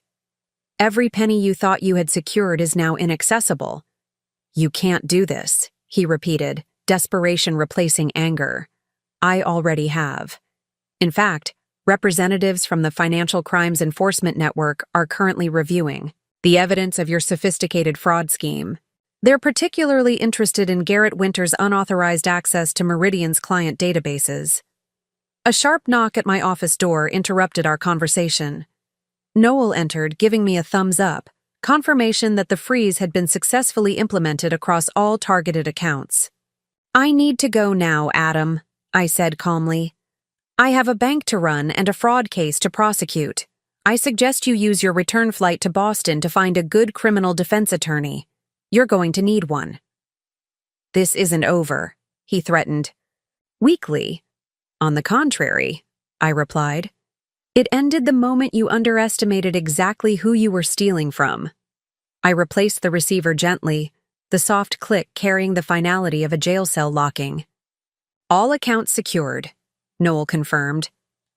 "The Boca Raton closing has been canceled. Ocean Blue Development has been notified of potential fraud associated with the transaction." "And FinCEN?" I asked. "Agents are en route to Florida to intercept." "Adam and Olivia," Sasha reported. "Local field offices in Boston have teams heading to Garrett Winter's location and Dr. Emerson's office with warrants based on the evidence we provided." I leaned back in my chair, both exhausted and exhilarated.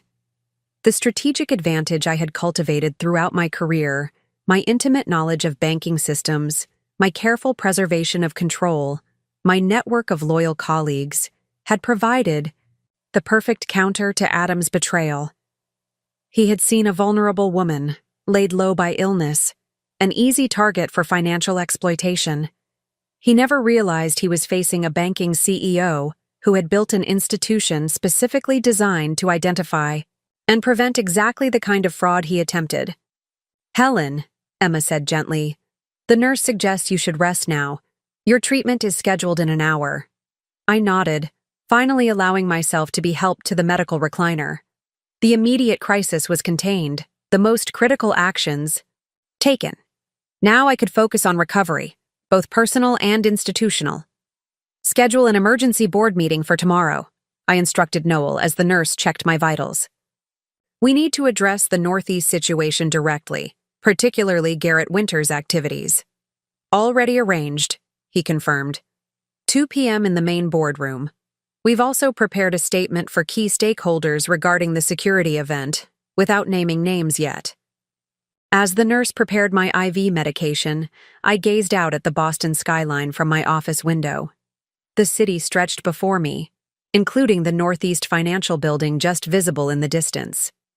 I had defended my territory successfully, protected my institution, and reclaimed my authority. Adam had emptied our savings for his girlfriend while I was hospitalized, believing my illness left me defenseless. His fatal miscalculation? He didn't know I owned the bank, and now he was about to learn exactly what that meant. The adrenaline that had carried me through the confrontation with Adam began to ebb as the nurse administered my medication. My body reminded me, with painful insistence, that I was still recovering from a life-threatening illness. Yet even as physical fatigue set in, my mind remained sharp, focused on the next phase of our response. "We need to expand our team," I told Emma and Noel as they conferred quietly by my desk. "What we've uncovered goes beyond Adam and Olivia's personal scheme. If Garrett Winters was accessing our client data, if Dr. Emerson was deliberately compromising my health, this is larger than we initially thought." Sasha returned from the adjoining conference room where she'd been coordinating with federal authorities. "FinCEN agents have detained Adam at the Ocean Blue offices in Boca Raton," she reported. "Olivia was with him. They're both being held for questioning." "And Garrett Winters?" I asked. "Northeast Financial's security team is cooperating. They've isolated him and secured his workstation pending the arrival of federal agents." I nodded, processing this information. "We need specialized expertise for the next phase. Emma, contact Diana Liang in cybersecurity. I want her to personally oversee the forensic analysis of everything Garrett accessed, and get Richard Okafor from compliance. He has experience with the SEC from his previous position." Emma nodded. "Already sending the messages." These two executives would be crucial in understanding the full scope of any data breach and navigating the regulatory implications. "What about Dr. Emerson?" asked Noel. "If she was actively involved in compromising your health, we need medical expertise to document what happened." "Contact Dr. Yang," I decided. "Ask her to assemble a team of specialists with no connections to St. Catherine's. I want a complete review of my case. Blood work, medication records, everything." The nurse monitoring my treatment looked alarmed. "Mrs. Reynolds, are you suggesting Dr. Emerson deliberately made you ill?" "That's precisely what we're investigating," Sasha confirmed. Adam's statement on the phone indicated she had promised Helen's condition would deteriorate, not improve. "I've been a nurse for 18 years, she said, shaking her head in disbelief. "The thought that a physician would—" She trailed off, then straightened her shoulders. "I'd like to help. I've assisted Dr. Yang with other cases. I could provide context on hospital procedures, medication protocols." I studied her face, the genuine shock and concern evident in her expression. "What's your name?" "Sophia Mendez." "Welcome to the team, Sophia," I said, making a swift decision. "Emma will get your contact information." As Emma and Sophia exchanged details, Leon arrived from the main branch carrying a secure tablet. "Mrs. Reynolds, we've completed the initial assessment of frozen assets," he reported, handing me the device. The screen displayed a comprehensive breakdown of all accounts now under Meridian's security hold. The total was staggering: $4.7 million across personal accounts, business entities, and investment vehicles controlled by Adam, Olivia, and various Winters family members. "The $234 million from your joint savings is here," Leon pointed to a highlighted entry. "Fully secured, but there's more. Accounts we didn't initially know about, including these 3 offshore holdings." The offshore accounts contained an additional $1.8 million, money that couldn't have come from my assets alone. "Other victims?" I asked. "Possibly," Leon replied. "Or other sources of illicit funds. The account history shows transfers from multiple entities over the past 3 years, including several that appear to be shell companies. This suggested an operation more extensive than just targeting me. Adam and the Winters family had potentially been running a sophisticated financial scheme for years, with multiple targets or revenue streams. "We need to trace every penny," I instructed. "Work with FinCEN to identify all sources and destinations. If there are other victims, we need to find them." A soft knock at the door preceded the arrival of Diana Liang, Meridian's Chief Information Security Officer. Despite the short notice, she arrived prepared, tablet in hand and the focused expression I'd come to expect from her. "I came as soon as I got Emma's message," she said. "I've already begun the security audit of Garrett Winters' access credentials. The preliminary analysis is concerning."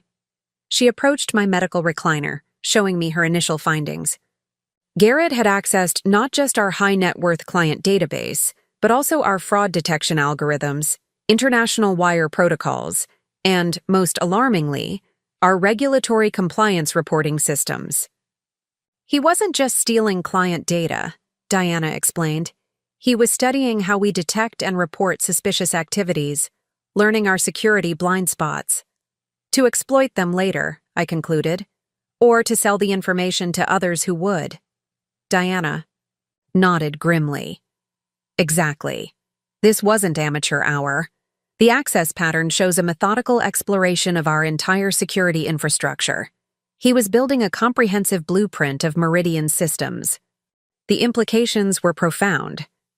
Beyond the personal betrayal, beyond even the corporate espionage, this suggested a potential threat to the integrity of the banking system itself. If the Winters family network was mapping the security architectures of major financial institutions and identifying vulnerabilities, the damage could extend far beyond Meridian Trust. The door opened again as Richard Okafor, our chief compliance officer, arrived. Unlike Diana's calm efficiency, Richard brought a controlled intensity to every crisis. His background with the Securities and Exchange Commission made him invaluable for navigating regulatory waters. "Helen," he greeted me with a nod. "Good to see you back, though I wish under better circumstances." "Likewise, Richard. We have a situation that needs your expertise." As Emma briefed him on what we'd discovered, his expression grew increasingly grave. "This triggers mandatory reporting requirements across multiple regulatory frameworks," he confirmed when she finished. "SEC, OCC, Federal Reserve, FinCEN, all will need detailed disclosures, and the potential involvement of a Northeast executive creates significant complications for the merger integration." "What's your recommendation?" I asked.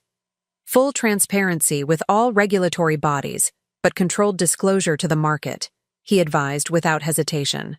"We need to frame this as Meridian identifying and containing a security threat, not as a systemic vulnerability.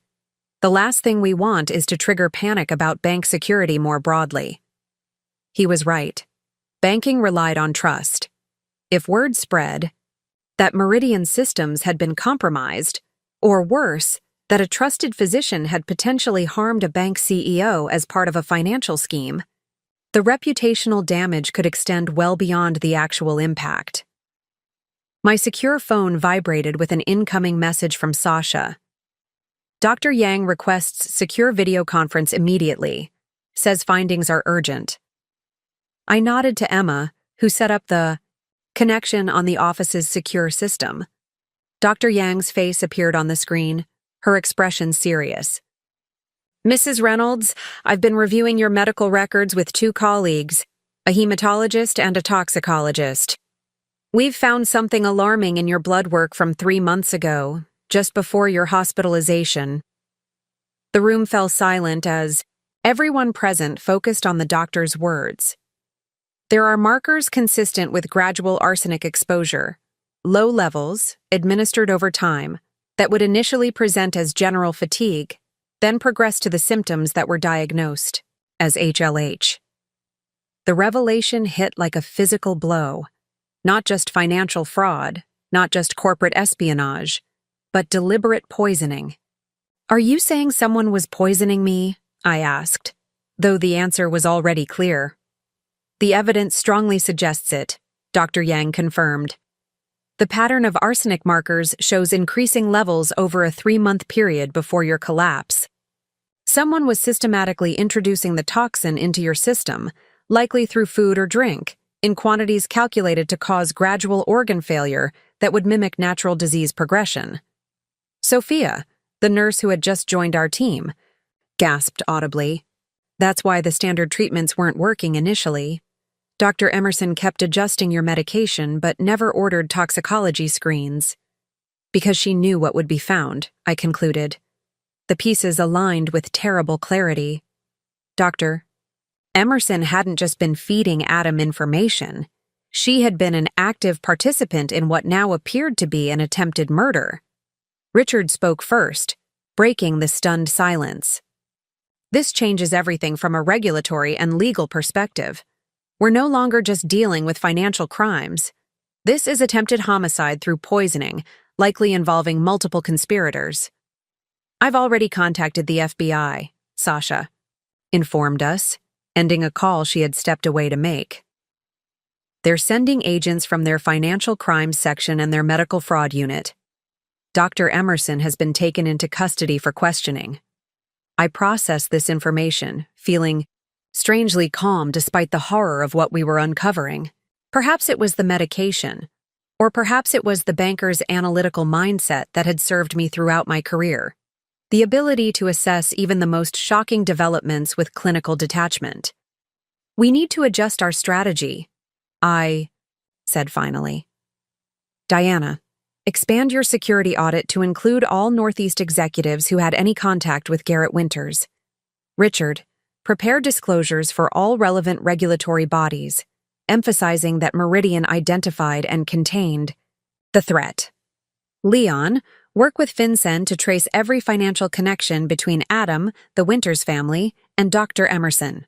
As each nodded their understanding, I turned to Emma. "And I need you to prepare a brief statement for the board. They need to know what's happening before tomorrow's emergency meeting, but with appropriate containment of sensitive details. Noel, who had been quietly observing, spoke up. What about Adam's investment firm? If he's been running sophisticated financial schemes, his clients may also be victims. Another angle we needed to explore. Good point. Contact their compliance department. Frame it as a routine inquiry related to the freeze on his personal accounts. Nothing that would trigger panic. But get eyes on his client list and transaction history. As the team dispersed to execute their assignments, I remained in the medical recliner, receiving the treatment that was gradually restoring my health. The team we had assembled represented the best of Meridian, skilled professionals whose loyalty and expertise were now directed toward unraveling a conspiracy that had nearly claimed my life. Adam had seen me as an isolated target, vulnerable in my illness. He never understood that the CEO of Meridian Trust was never truly isolated, that the institution I had built included people whose integrity and capabilities formed an invisible shield around me. Emma, I called softly as she prepared to leave, with her assignments. Stay a moment. When the others had gone, I allowed myself a brief moment of human vulnerability with my most trusted colleague. He tried to kill me, I said simply. Not just steal from me, actually end my life. Emma took my hand, her usual professional reserve giving way to genuine emotion. But he failed, Helen, and now he'll pay for what he did. All of them will. I nodded, drawing strength from her certainty. How much time until my next hospital treatment? Dr. Yang wants you back at St. Catherine's in 3 hours. She's arranging a secure floor with staff she personally vetted. Good. That gives us time to prepare for tomorrow's board meeting. I want a complete strategy for addressing the Northeast situation. If Garrett Winters was accessing our systems with corporate resources, we need to determine Northeast's institutional culpability. Emma made notes on her tablet. Should we consider unwinding the merger? It's on the table, I confirmed. But let's gather more facts first. Northeast's executive team may have been unaware of Garrett's activities, just as they claim to have been unaware of Olivia's before they terminated her. As Emma left to continue preparations, I gazed out at the Boston skyline once more. The sunlight glinted off the glass facades of the financial district, a world I had navigated successfully for decades. A world where I had learned that information. Timing and allies were the true currency of power. Adam and his conspirators had attempted to use my illness to seize my wealth. Instead, they had triggered the assembly of a team uniquely qualified to expose and dismantle their entire operation. The banker they had tried to erase was now orchestrating their downfall, surrounded by experts who excelled at following money, uncovering deception, and ensuring accountability. And we were just getting started. The afternoon brought a cascade of revelations that transformed our understanding of the conspiracy. What had begun as a personal betrayal, a husband stealing from his hospitalized wife, had expanded into something far more sinister and far-reaching. Diana Liang returned first, her typically composed demeanor visibly shaken. We've completed the initial audit of Garrett Winters' system access, she reported, taking a seat across from my medical recliner. Helen, this goes well beyond Meridian. She turned her tablet toward me, displaying a complex network diagram. Garrett used his Northeast integration credentials to establish backdoor access points in Meridian systems, but he was doing the same thing at 3 other regional banks involved in Northeast partnership discussions. The diagram showed data pathways connecting Northeast financial systems to Meridian Trust, Atlantic Commerce Bank, Riverway Financial, and First Colonial, all regional institutions that had been exploring various forms of collaboration with Northeast over the past year. He was creating a systematic network of access across multiple institutions, Diana explained. The pattern suggests he was building infrastructure for large-scale financial fraud, specifically, the ability to circumvent anti-money laundering controls across several banks simultaneously. The implications were staggering. Such capabilities could facilitate everything from tax evasion to terrorist financing, from drug cartel money movement to sanctioned entity transactions. The potential damage extended far beyond any individual bank to the integrity of the financial system itself. Do we know if he successfully breached the other institutions? I asked. We've alerted their security teams, Diana confirmed. Preliminary reports indicate he established initial access at Atlantic Commerce and Riverway, but hadn't yet penetrated First Colonial's systems. The FBI's cybercrimes unit is coordinating the technical investigation across all affected institutions. Before I could fully process this information, Richard entered with Leon, both looking equally grave. The financial trail has opened a new dimension, Leon reported. We've traced the offshore accounts linked to Adam and the Winters family. They connect to a network of shell companies with concerning transaction patterns. Richard activated the wall display, showing a complex web of financial flows. These entities have been moving funds through a classic layering scheme, multiple transfers across jurisdictions to obscure the source of funds. The pattern is consistent with sophisticated money laundering operations. Do we know the origin of the funds? I asked.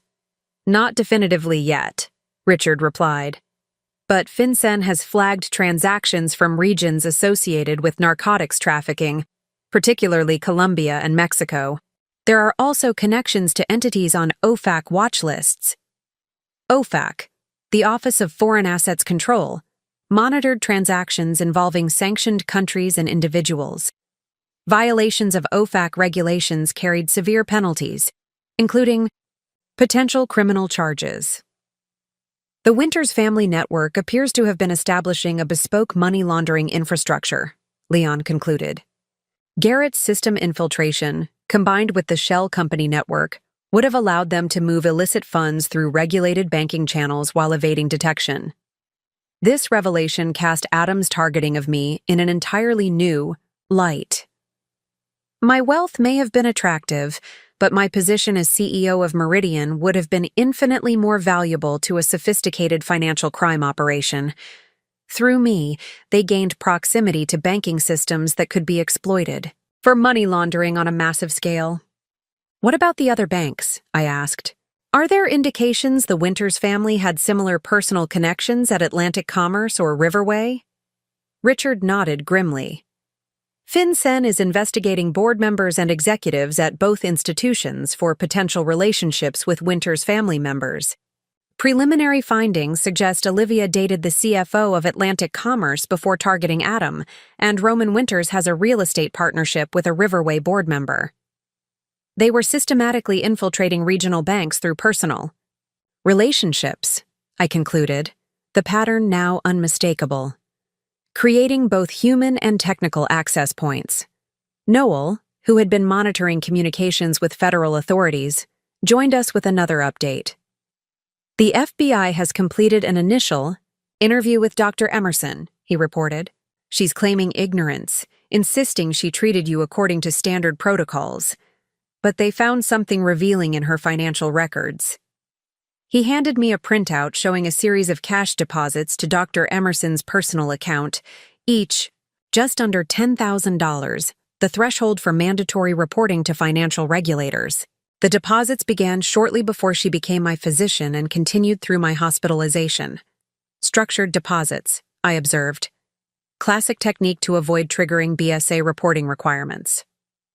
Exactly, Noel confirmed. The FBI is working to connect these deposits to withdrawals from accounts linked to the Winters family, but the pattern strongly suggests payments for her participation in the scheme. The door opened again as Sasha returned from coordinating with law enforcement. The FBI has expanded the investigation significantly based on our findings, she reported. They've obtained warrants for the personal and business records of all identified Winters family members and associates. What about Adam and Olivia? I asked. Both are in federal custody, Sasha confirmed. Adam initially tried to claim he was simply moving our joint assets to a more convenient location during your illness. When confronted with evidence of his communications with Olivia about your expected death, He attempted to blame everything on her, throwing his accomplice under the bus, Emma commented with quiet disgust. Typical. It didn't work, Sasha continued. Olivia responded by offering information in exchange for consideration. She's already implicated Garrett, Roman, and 3 other Winters family members in what she describes as a family business of financial facilitation. Financial facilitation, I repeated. A euphemism for money laundering. Precisely. According to her preliminary statement, the Winters family has been providing financial services to certain international clients for over a decade. Their standard approach involved placing family members in positions of access at financial institutions, then leveraging those positions to move funds through channels that wouldn't trigger regulatory scrutiny. The scope of the conspiracy continued to expand with each report. What had seemed a cruel but relatively straightforward case of a husband stealing from his ill wife had evolved into a multi-institutional infiltration scheme connected to international money laundering networks. Dr. Yang joined us via secure video conference with her own disturbing update. We've identified the likely method of arsenic administration, she reported. Toxicology tests on various items from your home detected significant arsenic levels in your personal tea collection, specifically in a premium loose-leaf variety that Adam knew was your favorite. I recalled the thoughtfulness with which Adam had prepared my evening tea in the months before my collapse, a new domestic habit he had explained as wanting to support me during the stressful merger period. The memory now carried a sickening, new context. The concentration increased in the more recent leaves, Dr. Yang continued, consistent with a gradual escalation designed to mimic progressive illness rather than acute poisoning. You're fortunate that your hospitalization removed you from continuing exposure. The irony was bitter indeed. The very illness that had given Adam his opportunity to steal from me had also saved me from his longer-term plan by placing me under medical care where the poisoning couldn't continue. What about other potential victims? I asked, thinking of the pattern we had uncovered. If the Winters family was targeting executives at multiple banks, FBI is already coordinating with local police to check for suspicious illnesses or deaths among executives at the other institutions, Sasha confirmed. They've identified one suspicious case already, the former chief risk officer at Atlantic Commerce, who died 6 months ago from what was diagnosed as organ failure of unknown origin. The human cost of this conspiracy was mounting. Not just financial fraud, not just corporate espionage, but potentially multiple murder victims, all sacrificed to facilitate the Winters family's money laundering operation. The regulatory implications are expanding as well, Richard noted. If these allegations are confirmed, all involved institutions will face enhanced scrutiny from multiple agencies. The OCC will likely require comprehensive security audits. The Federal Reserve may impose additional oversight requirements. The reputational risk alone could trigger liquidity concerns. He was right. Banking relied fundamentally on trust.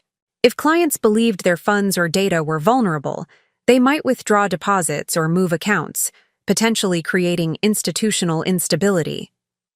The impacts could cascade through the financial system. We need to get ahead of this, I decided. Not just for Meridian, but for the entire regional banking sector.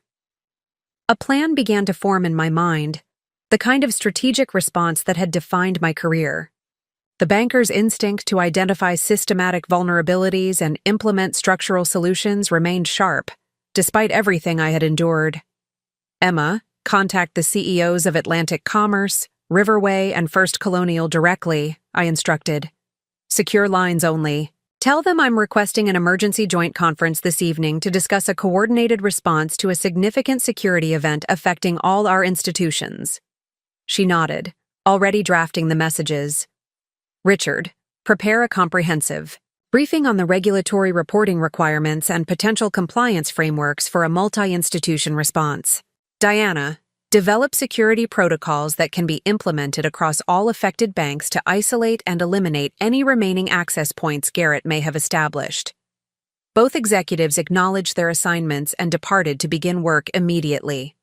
Noel, we need to reconsider tomorrow's board meeting agenda, I continued. This is no longer just about addressing Adam's fraud or even the Northeast merger. We're dealing with a systemic threat that requires a coordinated industry response. As my team dispersed to execute their assignments, I found myself alone with Sasha.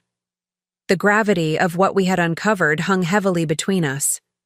When I woke up and discovered Adam had emptied our savings for his girlfriend, I never imagined it would lead to international money laundering networks and multiple attempted murders, I said quietly.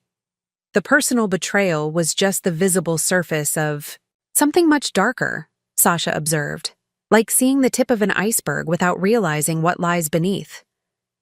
I nodded, thinking of how completely Adam had deceived me, not just about his fidelity or his financial activities, but about his fundamental character and connections. The man I had married, lived with for 11 years, and built a life alongside, had been systematically poisoning me while planning to use my position to facilitate financial crimes on a massive scale. There's something I haven't mentioned yet, Sasha said, her voice unusually hesitant. The FBI found evidence on Adam's laptop suggesting this wasn't his first operation. She handed me a file containing police reports from 3 different states spanning the past 15 years. Each detailed the case of a successful professional woman who had fallen mysteriously ill. In each case, a devoted husband or boyfriend had managed their finances during their incapacity. And in each case, significant assets had disappeared before the relationship ended, usually with the woman's death. The physical descriptions of the male partner varied, but certain behavioral patterns remained consistent across all reports. The calculated attentiveness. The financial management that began as apparent helpfulness. The gradual isolation from friends and colleagues. They're reopening these cases based on the evidence from yours, Sasha explained. The FBI believes Adam may have been involved in similar scenarios before, possibly working with the Winters family even then. The final piece clicked into place, the understanding that I hadn't simply married a man who later became corrupted by opportunity or outside influence. I had been deliberately targeted by a predator who had done this before, a man who had refined his techniques across multiple victims. He would have gotten away with it if you hadn't woken up when you did, Sasha said quietly. If you hadn't had the strength to fight back? I gazed out at the Boston skyline, now bathed in the golden light of late afternoon. The buildings stood as monuments to financial power and institutional permanence. Yet within those gleaming towers, individuals made decisions every day that could enhance or undermine the integrity of the entire system. Adam had seen banking as a vulnerability to be exploited. I had always seen it as a responsibility to be upheld. That fundamental difference now placed us on opposite sides of the most consequential financial security operation in recent memory. He didn't just underestimate me, I said finally. He underestimated what banking means to those of us who take its purpose seriously. The stakes had expanded far beyond my personal assets, or even Meridian Trust itself.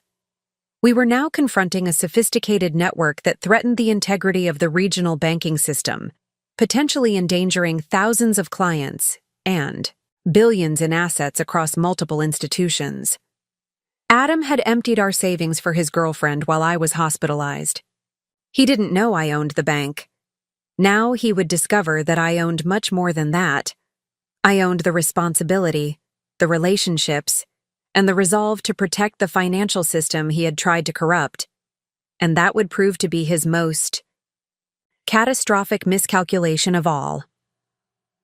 As evening approached, I found myself engaging in a remarkable balancing act, simultaneously leading a major financial security response while undergoing medical treatment for both HLH and arsenic poisoning. The dual tracks of my recovery, physical and institutional, progressed in parallel, each demanding my full attention.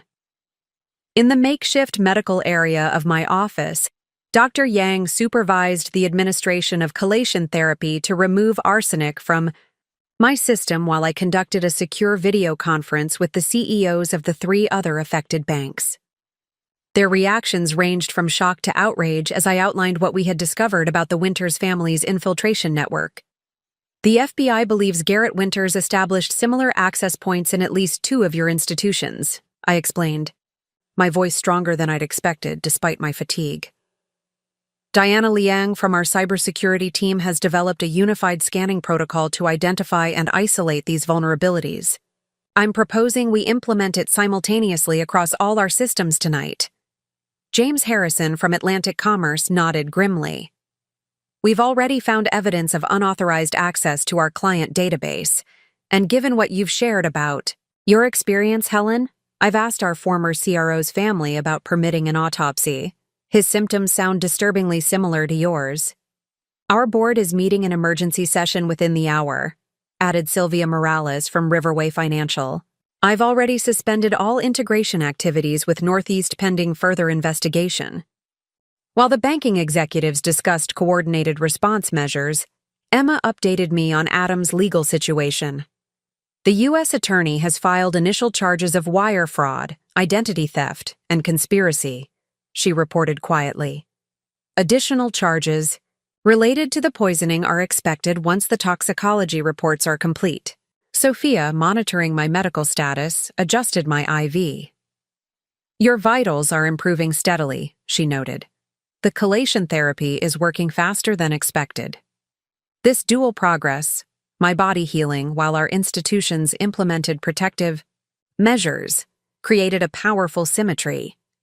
Just as the chelation therapy was systematically removing toxic arsenic from my bloodstream, our coordinated security protocols were purging toxic infiltration from our banking networks. Garrett Winters has begun cooperating with federal investigators, Noel reported, joining us with the latest update. He's implicated senior members of the Winters family in connections with organizations in Colombia and Venezuela. DEA is now involved alongside FBI and FinCEN. By evening's end, we had established an unprecedented cross-institutional security framework. Technology teams at all 4 banks worked through the night to implement Diana's security protocols, while compliance officers coordinated with federal authorities on a unified reporting approach. As I was prepared for transport back to St. Catharines for overnight monitoring, the leaders of the regional banking community had united against a common threat. The Winters family had sought to exploit perceived vulnerabilities in our institutions. Instead, they had triggered the creation of a more robust, collaborative security framework than had ever existed among regional competitors. Tomorrow's board meeting will be historic, Emma observed as she gathered my things. I nodded, feeling the dual progress of my recovery, both personal and professional, carrying me forward. Adam had broken my trust, but in doing so, he had unwittingly strengthened everything else that mattered: my resolve, my institutional safeguards, and the integrity of the banking system I had devoted my life to maintaining. Dawn broke over Boston as I returned to Meridian Tower for the emergency board meeting. After a night of intensive treatment at St. Catharines, Dr. Yang had pronounced me stable enough to attend in person, a crucial advantage for what would be the most significant leadership test of my career. Northeast's CEO has requested to join the meeting, Emma informed me as we rode the executive elevator. Thomas Blackwell claims he had no knowledge of Garrett's activities and wants to address the board directly. Perfect timing, I replied, adjusting my suit jacket. The chelation therapy had left me fatigued, but clearer-headed than I'd felt in months, the fog of arsenic poisoning finally lifting. His presence creates exactly the window of opportunity we need. Sasha met us at the elevator. The FBI has made significant progress overnight. They've identified financial connections between the Winters family network and 3 senior Northeast executives, not including Blackwell, but his chief strategy officer, head of international banking, and deputy general counsel. How solid is the evidence? I asked. Indisputable. Offshore accounts linked directly to shell companies in the Winters network. The Bureau is executing search warrants on their offices and homes as we speak. This was the critical moment, the narrow window when Northeast's leadership was in disarray, when federal authorities had compelling evidence of wrongdoing within their executive ranks, and when our board was assembled to determine Meridian's path forward. "The other bank CEOs are in the conference room," Noel reported, joining our group. "All three are prepared to announce the termination of their partnership discussions with Northeast at their respective board meetings today." I nodded, feeling the weight and opportunity of the moment. "And our special guest?" "Ready as requested, waiting in the side office with the documentation you specified." As we approached the boardroom, Diana intercepted us with a tablet displaying real-time security metrics.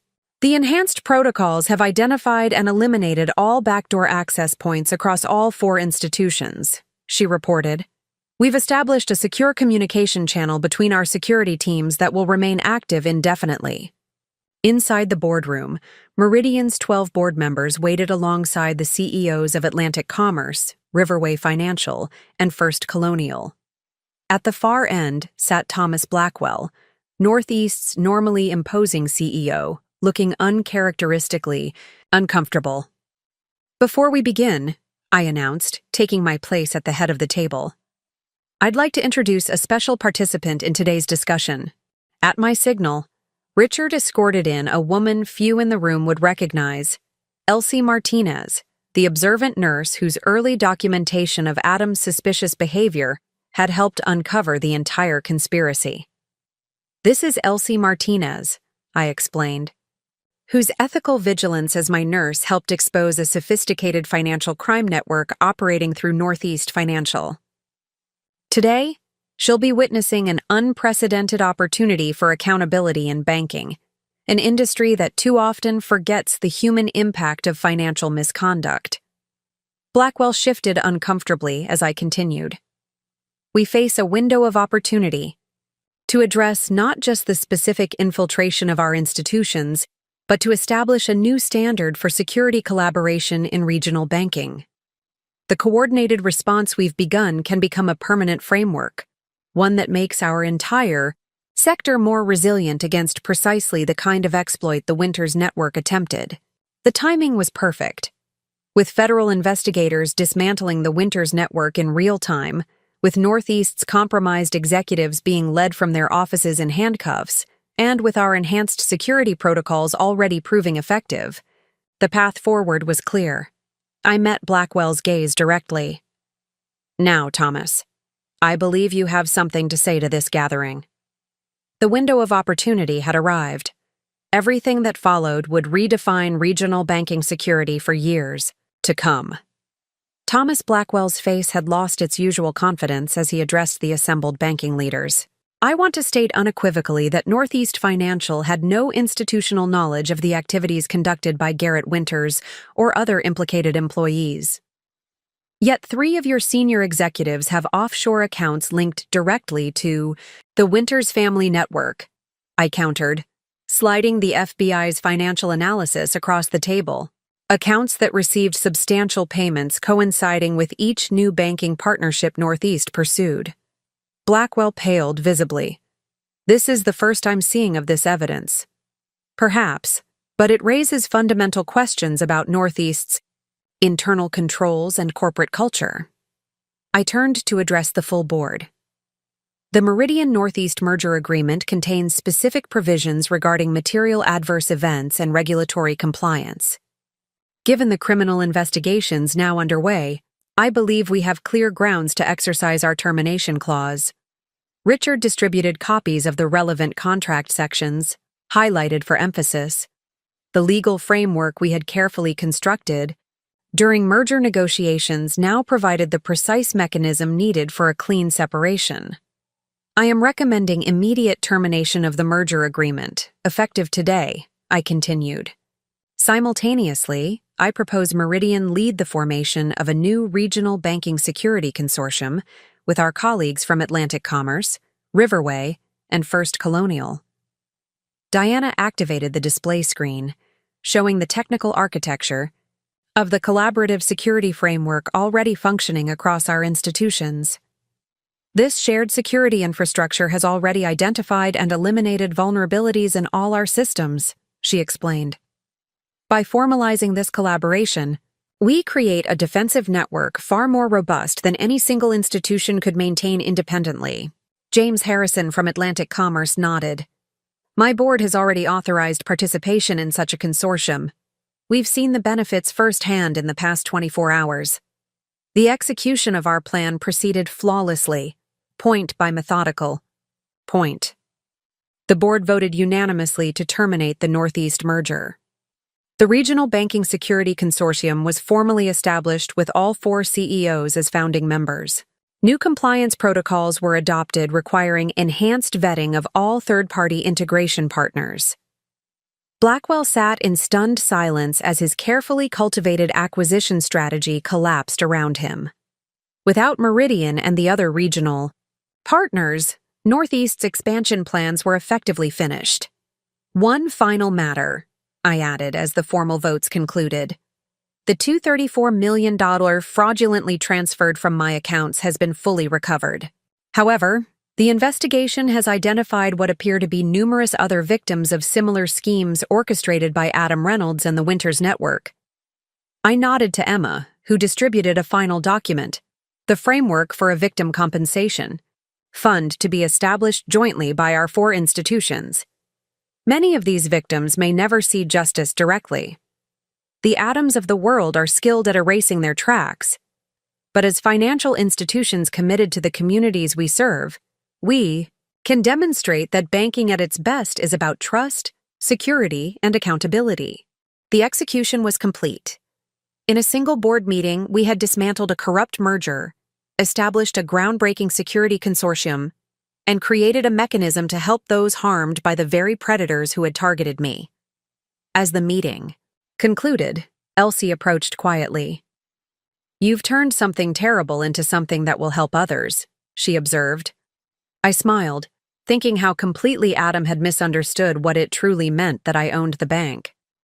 The days following the UIR emergency board meeting brought a rapid legitimization of our actions through official channels. Federal regulators, law enforcement agencies, and financial governance bodies all moved to formalize what had begun as my personal defense against Adam's betrayal.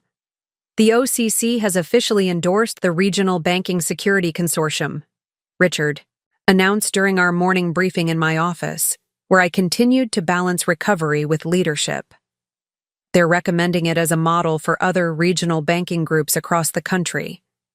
The Office of the Comptroller of the Currency's approval transformed our emergency response into a recognized best practice, one that would soon be implemented in banking regions throughout the United States. The FBI and FinCEN have issued a joint statement praising our coordinated response, Sasha added, displaying the official press release. They've specifically cited Meridian's leadership in identifying and containing a sophisticated financial crime network. This institutional validation carried significant weight with clients, investors, and the broader financial community. What could have been perceived as a crisis for Meridian was instead being recognized as exemplary organizational resilience. Dr. Yang arrived with her own form of legitimization, medical confirmation of what we had uncovered. The toxicology reports are conclusive, she explained, reviewing the official documentation. The arsenic levels in your system match precisely the concentrations found in your tea.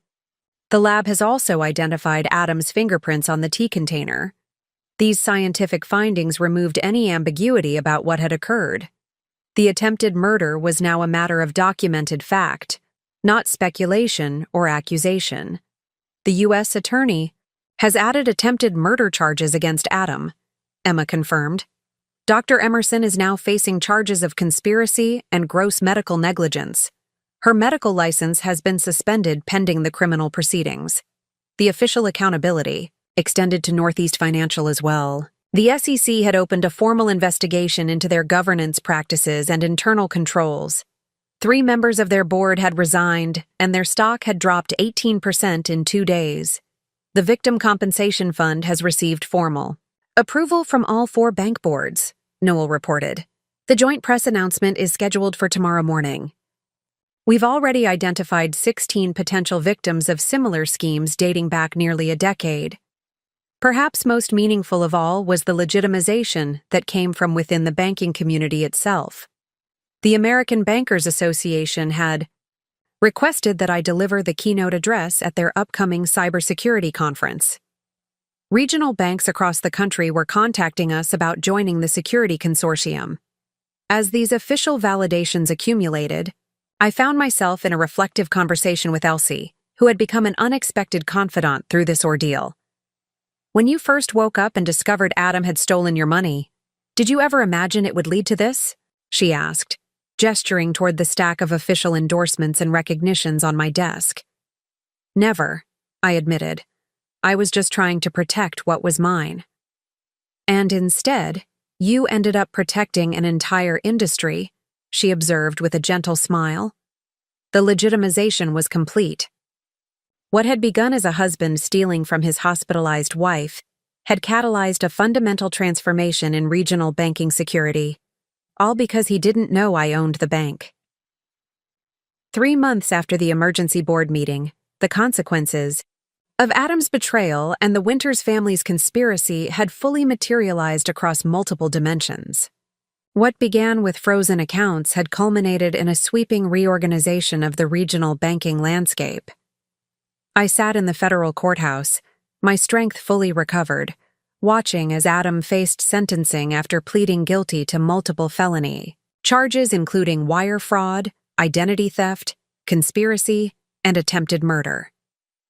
The man who had shared my life for 11 years now stood hollow-eyed in a prison jumpsuit, his carefully cultivated image of sophisticated financial advisor replaced by the reality of a financial predator facing decades behind bars. The defendant has demonstrated a pattern of predatory behavior targeting vulnerable individuals, the prosecutor stated. The premeditated nature of his crimes, particularly the systematic poisoning of his wife, reflects a level of calculation and callousness that demands the maximum sentence, the judge agreed, sentencing Adam to 28 years in federal prison without possibility of parole for 10 years. As he was led away, our eyes met briefly. I saw no remorse in his gaze, only cold fury that his carefully constructed scheme had collapsed so completely. Olivia Winters received 15 years after cooperating with authorities to implicate the broader family network. Dr. Emerson lost her medical license permanently and would serve 12 years for her role in the poisoning scheme. Garrett Winters and 3 other family members received sentences ranging from 10 to 20 years for their roles in the money laundering operation. The consequences extended well beyond individual criminal penalties. Northeast Financial, its reputation shattered by the scandal, faced a crisis of confidence that ultimately led to its acquisition by a national bank at a fraction of its former valuation. Thomas Blackwell resigned in disgrace, his career in financial services effectively over. Meanwhile, Meridian Trust thrived. Our leadership of the Regional Banking Security Consortium had elevated our profile nationally, attracting new institutional clients impressed by our proactive approach to financial security. Our stock had risen 23% as investors recognized the value of our enhanced governance and security framework. The Victim Compensation Fund had identified and provided support to 22 individuals across 7 states who had been targeted by similar schemes. The testimonials from survivors and families of those who hadn't survived brought a deeper meaning to the consequences of our actions, tangible evidence that institutional finance could serve human justice. Most meaningful to me personally were the unexpected consequences within St. Catherine's Medical Center. After Dr. Emerson's arrest, the hospital had implemented comprehensive new protocols for monitoring unusual patient deterioration and detecting potential poisoning cases.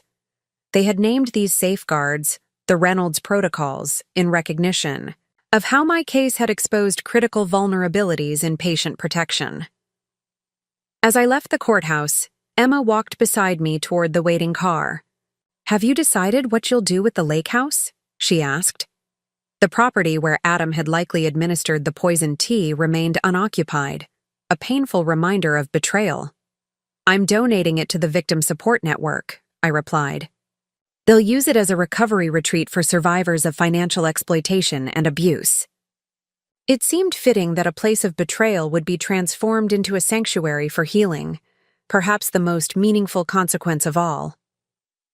1 year after waking in my hospital bed to discover Adam's betrayal, I stood at the podium of the National Banking Security Conference, addressing an audience of financial leaders from across the country.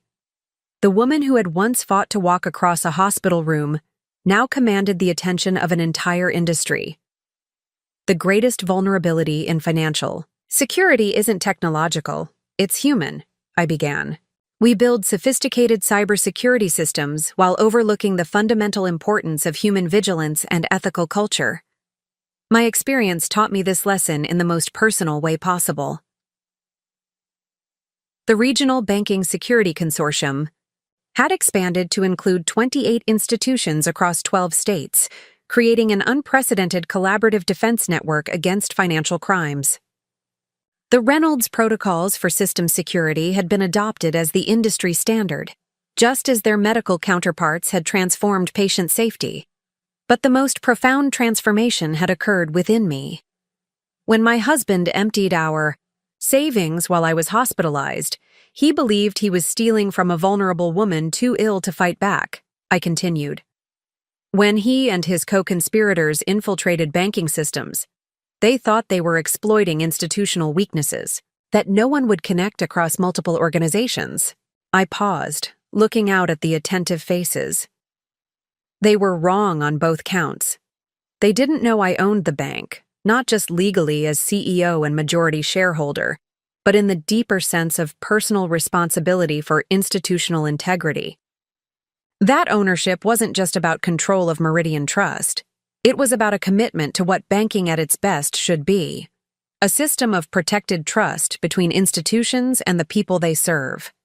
Up next, you've got 2 more standout stories right on your screen. If this one hit the mark, you won't want to pass these up. Just click and check them out. And don't forget to subscribe and turn on the notification bell so you don't miss any upload from us.